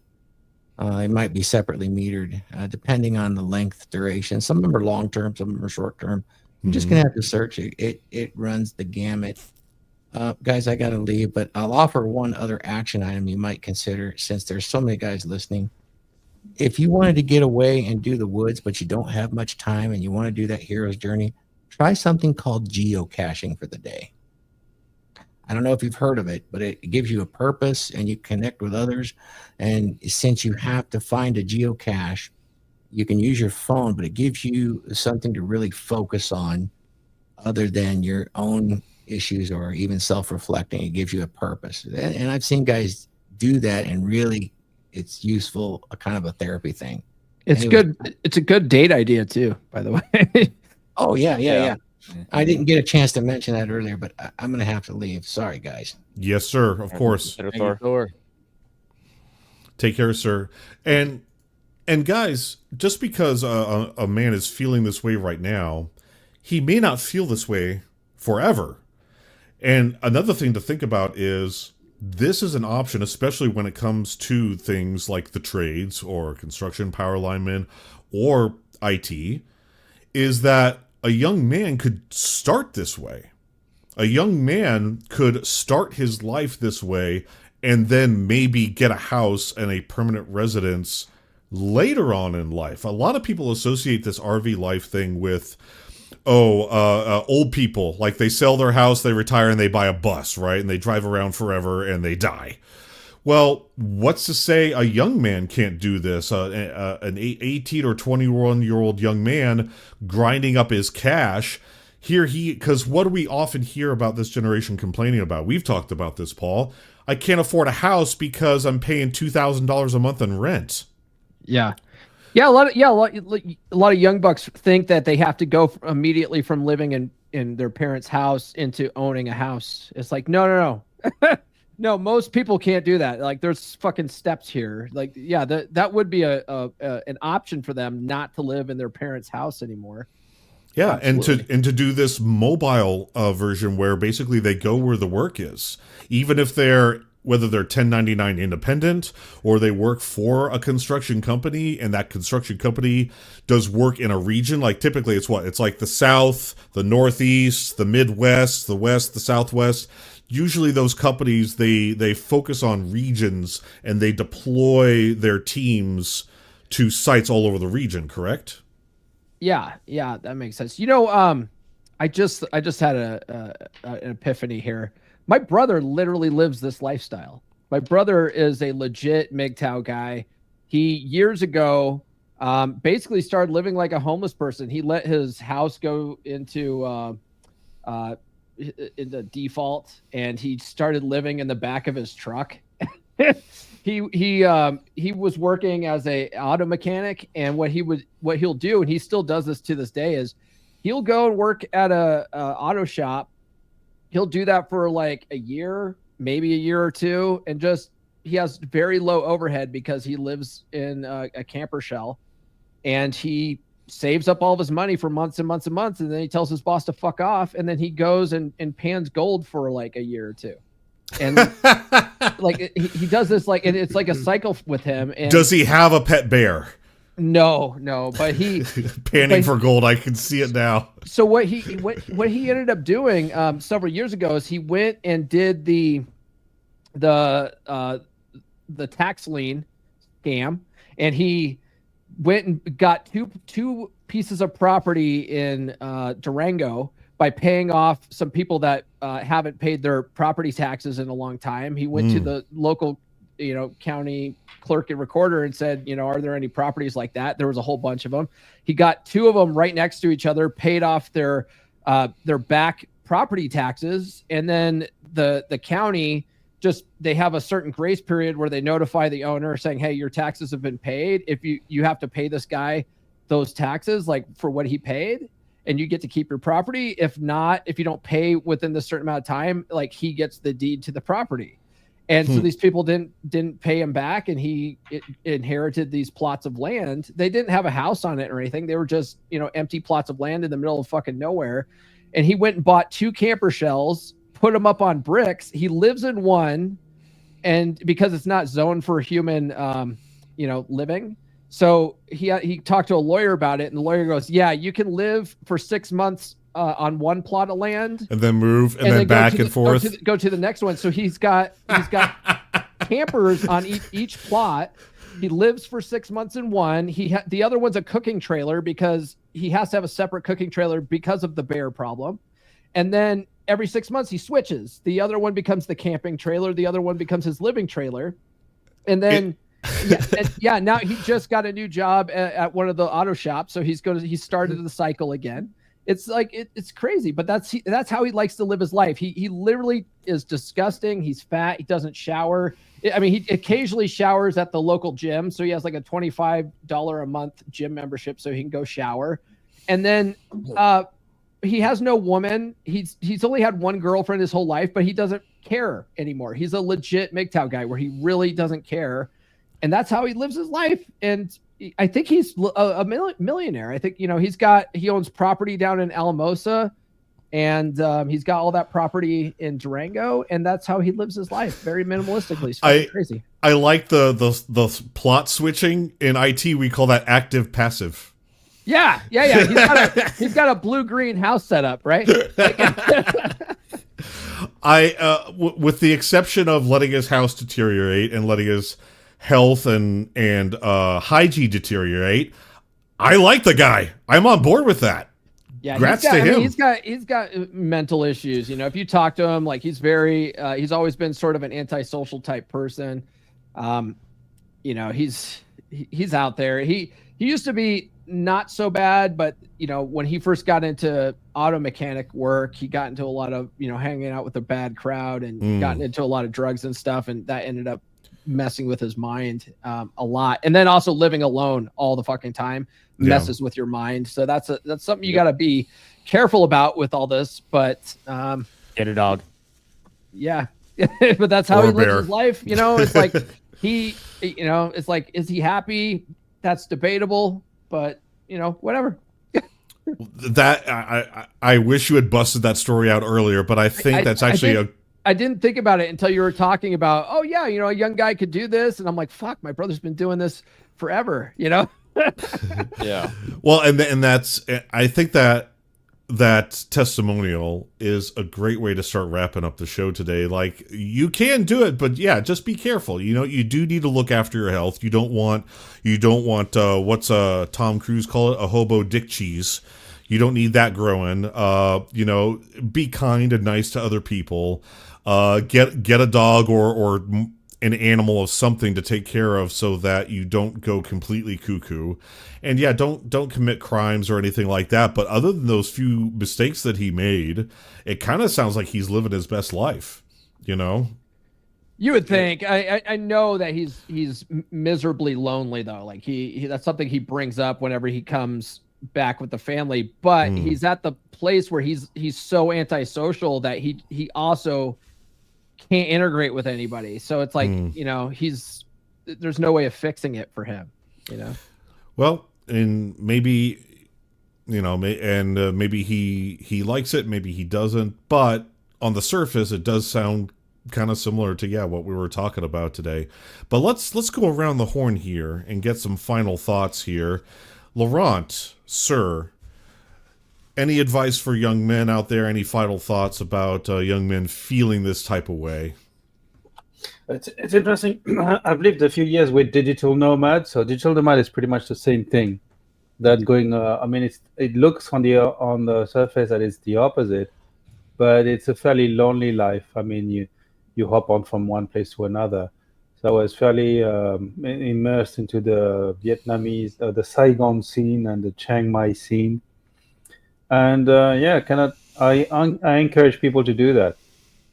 And also in my case, I'm going to live it.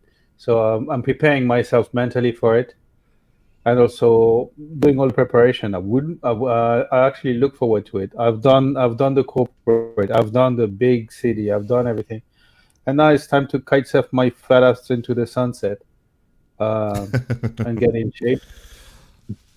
So, in terms of final thoughts, please do it. Again, it's a pleasure and an honor to be with you, gentlemen. It's interesting because now that for the first time in a long time, I'm the only person responsible for myself. I don't have to think about the kids because they've been kidnapped away, they've been abducted away, so I can't see them. I don't have a wife to worry about, and I can only focus on myself. And this is good. I'm rebuilding a life from the ground up, and I want to build a life that I want to be the lighthouse that one day the kids can come back to. So awesome. I really encourage people to do the identity work that Thor was talking about.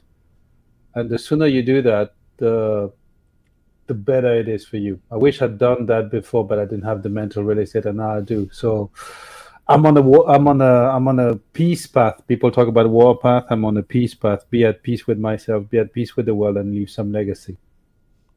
Awesome. AJ, final thoughts, sir. and feel free to talk about what you commented here in the chat.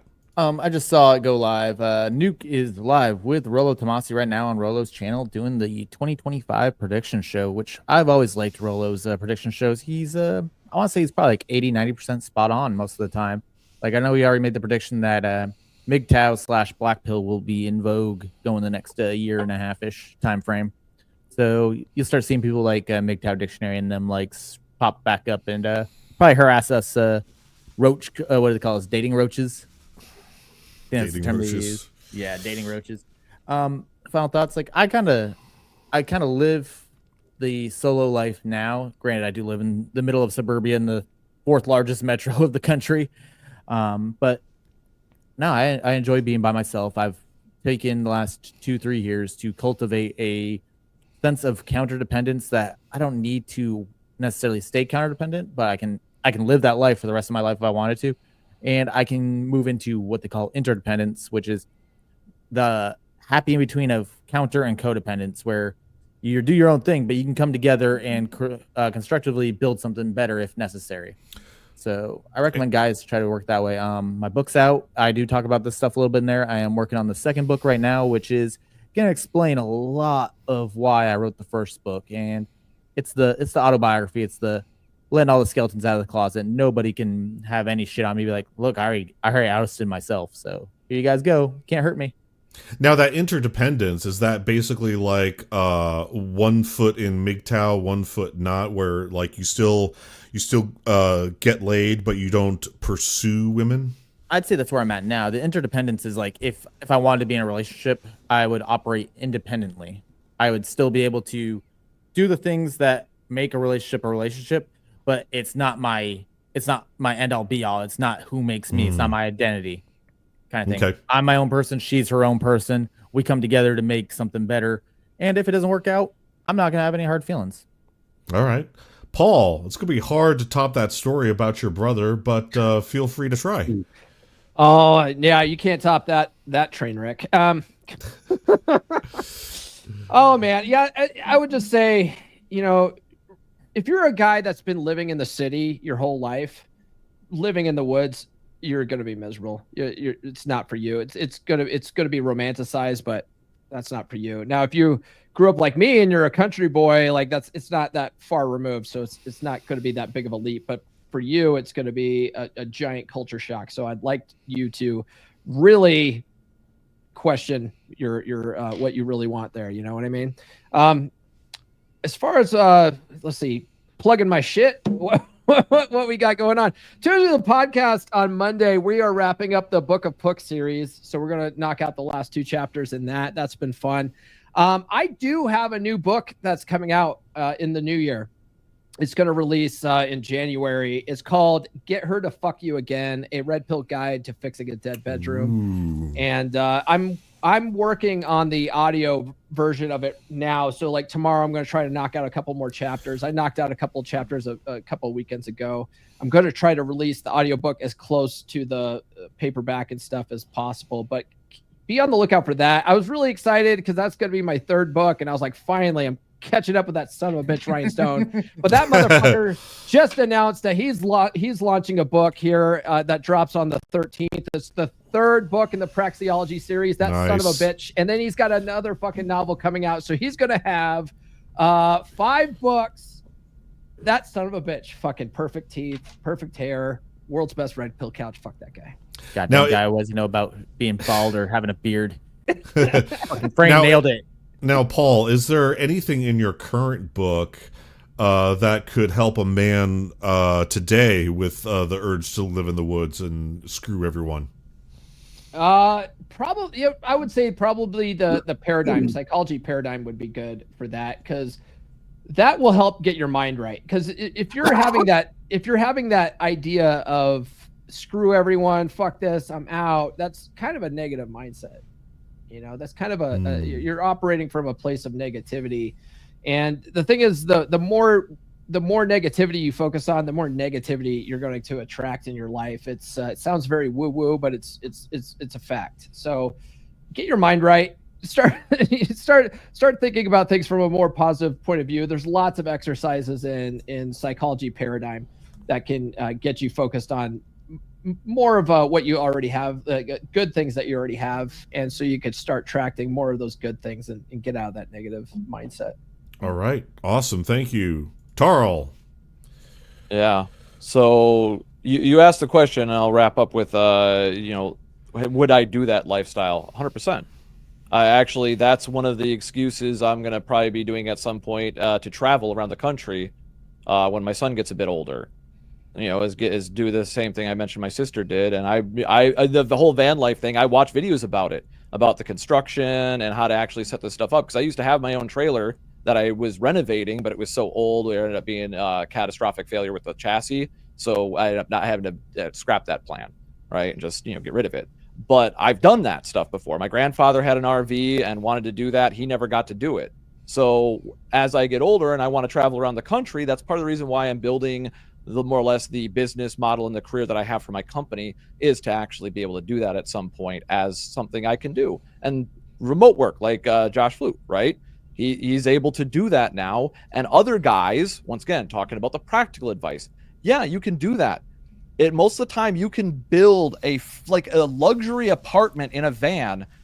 If you got 50 grand, you could build a luxury apartment in a van and live out of it. That's basically the TLDR fact. You can do that. And if you live with your parents and you got a good job, you can easily build it instead of trying to save up for a house or something like that. If you've got a good career and you want to be mobile, you want to travel because you don't want to be locked down to one place and you do want to change scenery more often, that's usually the need that people have, is they just need to reset their brain. So understand what you want, know thyself, and understand that if you're not focused on solutions, you're probably focused on problems. And if you want problems, and that's what you're focused on, that's all you're going to experience.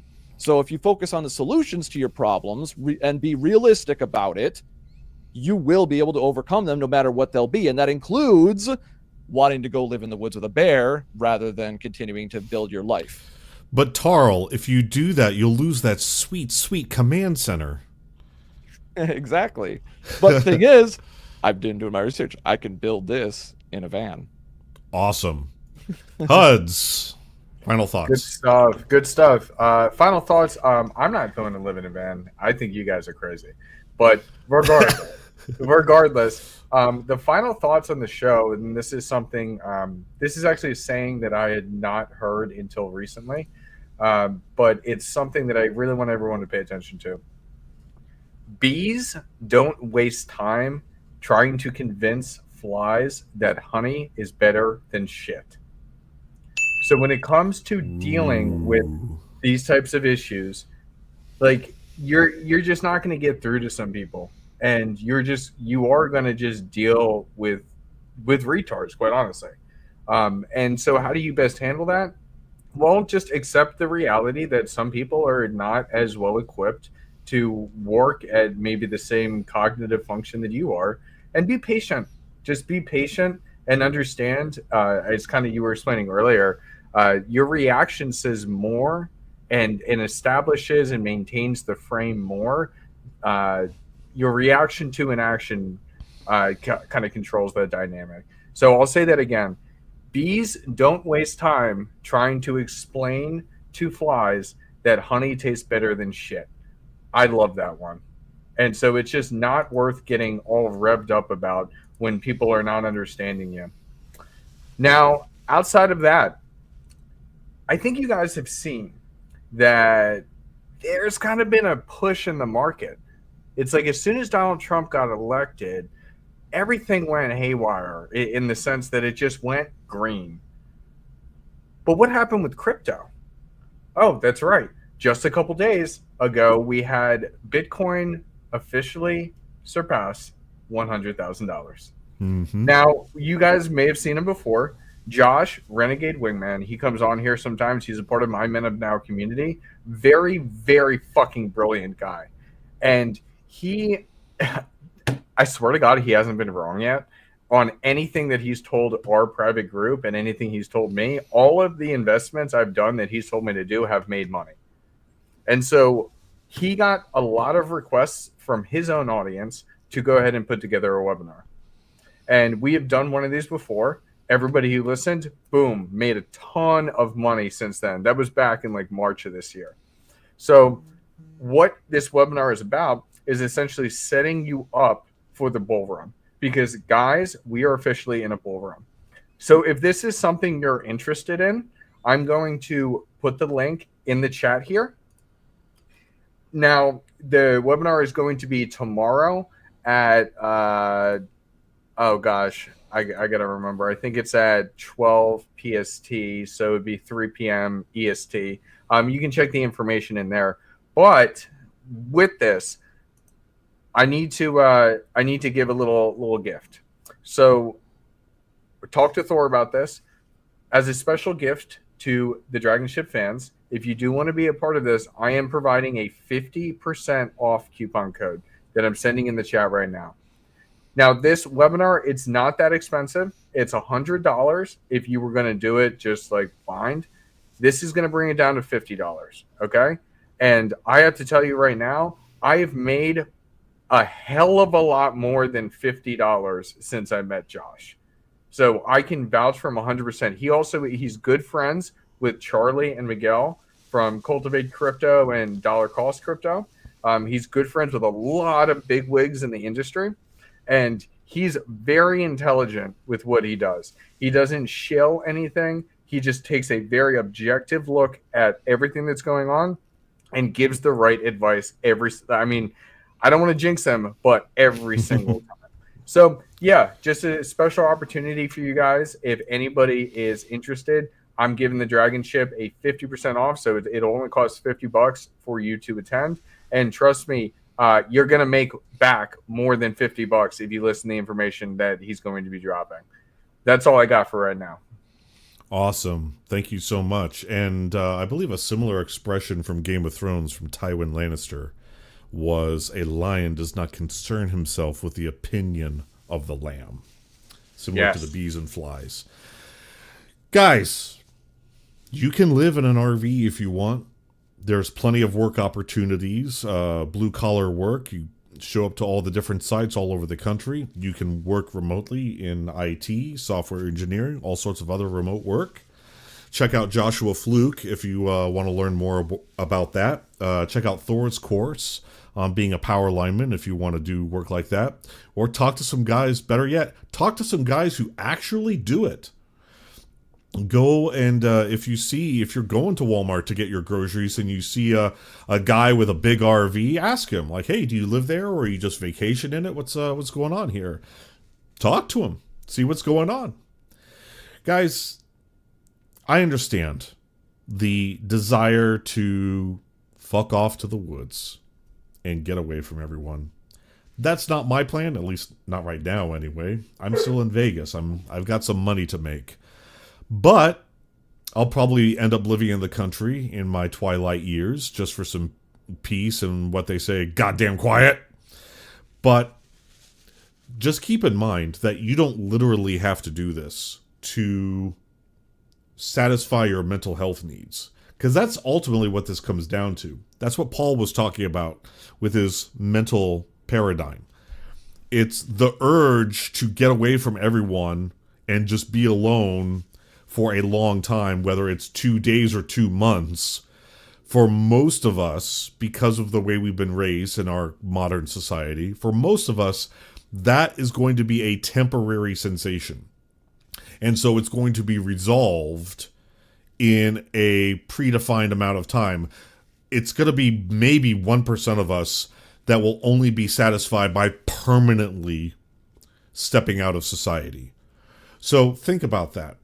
Think about that whenever you need to get away. Especially if you have some vacation days, go up to Crater Lake for 2 weeks. 2 weeks without internet, that will put things in perspective real quick. So I highly advise giving it a try. Guys, I'm on Instagram. That's where you see the really nice stuff. Food, celebrities, things going on in Vegas. X, that's where I raw dog the internet into an early grave. So follow me on either, depending on what your flavor of the month is. Thank you very much to the Dragons today for joining me aboard the Dragonship. And we're actually going to show something very relevant here. Thor's power lineman course that you can take if you want to be a traveling power lineman as a single man, especially a single man, or a young man just starting out. You want to live in an RV in the woods? Then being a power lineman might be just the thing for you. Are you interested in becoming a power lineman? Then look no further. Come to Become Durable, RP Thor's exclusive website, where you can become durable and learn how to gain a power lineman career. Scroll down past the mastery of oneself, creating a dominant masculine excellence, and look at the courseware that's available to you on becomedurable.com. And come on down and take a look at becoming a power lineman. This is an amazing opportunity for you. Click on the button and it will take you to where you can purchase how to become a power lineman and where to start. So what RP Thor does here is he takes you through how to become a power lineman with my 38 years of experience to change careers and become a power journeyman lineman.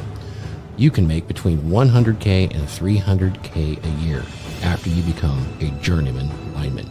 Now this is a huge opportunity. This 1 hour lecture will actually give you all of the links and the references needed so that you can start to pre-certify to find the fastest path to become accepted as a power lineman. Do you have what it is that it takes to become a power lineman? Can you get up early? Can you stay late? Can you work hard? Can you work smarter and work harder? Then you need to come and take a look at becoming a power lineman. I show you exactly where to start. And what's even more important than that is that only a few men will actually be able to do this exciting career. And I want you to do it. And the reason I want you to do it is because at least you'll know whether this is something for you or not. It's 5-star rated, and I can tell you this, it is only $88.21 for this 1 hour video and the PDF documentation that also shows you every school that is available to you in the United States and in Canada. $88.21 is significant because that is the loaded hourly cost that a lineman is paid here on the West Coast, particularly Southern California. So if this is for you, come and take a look.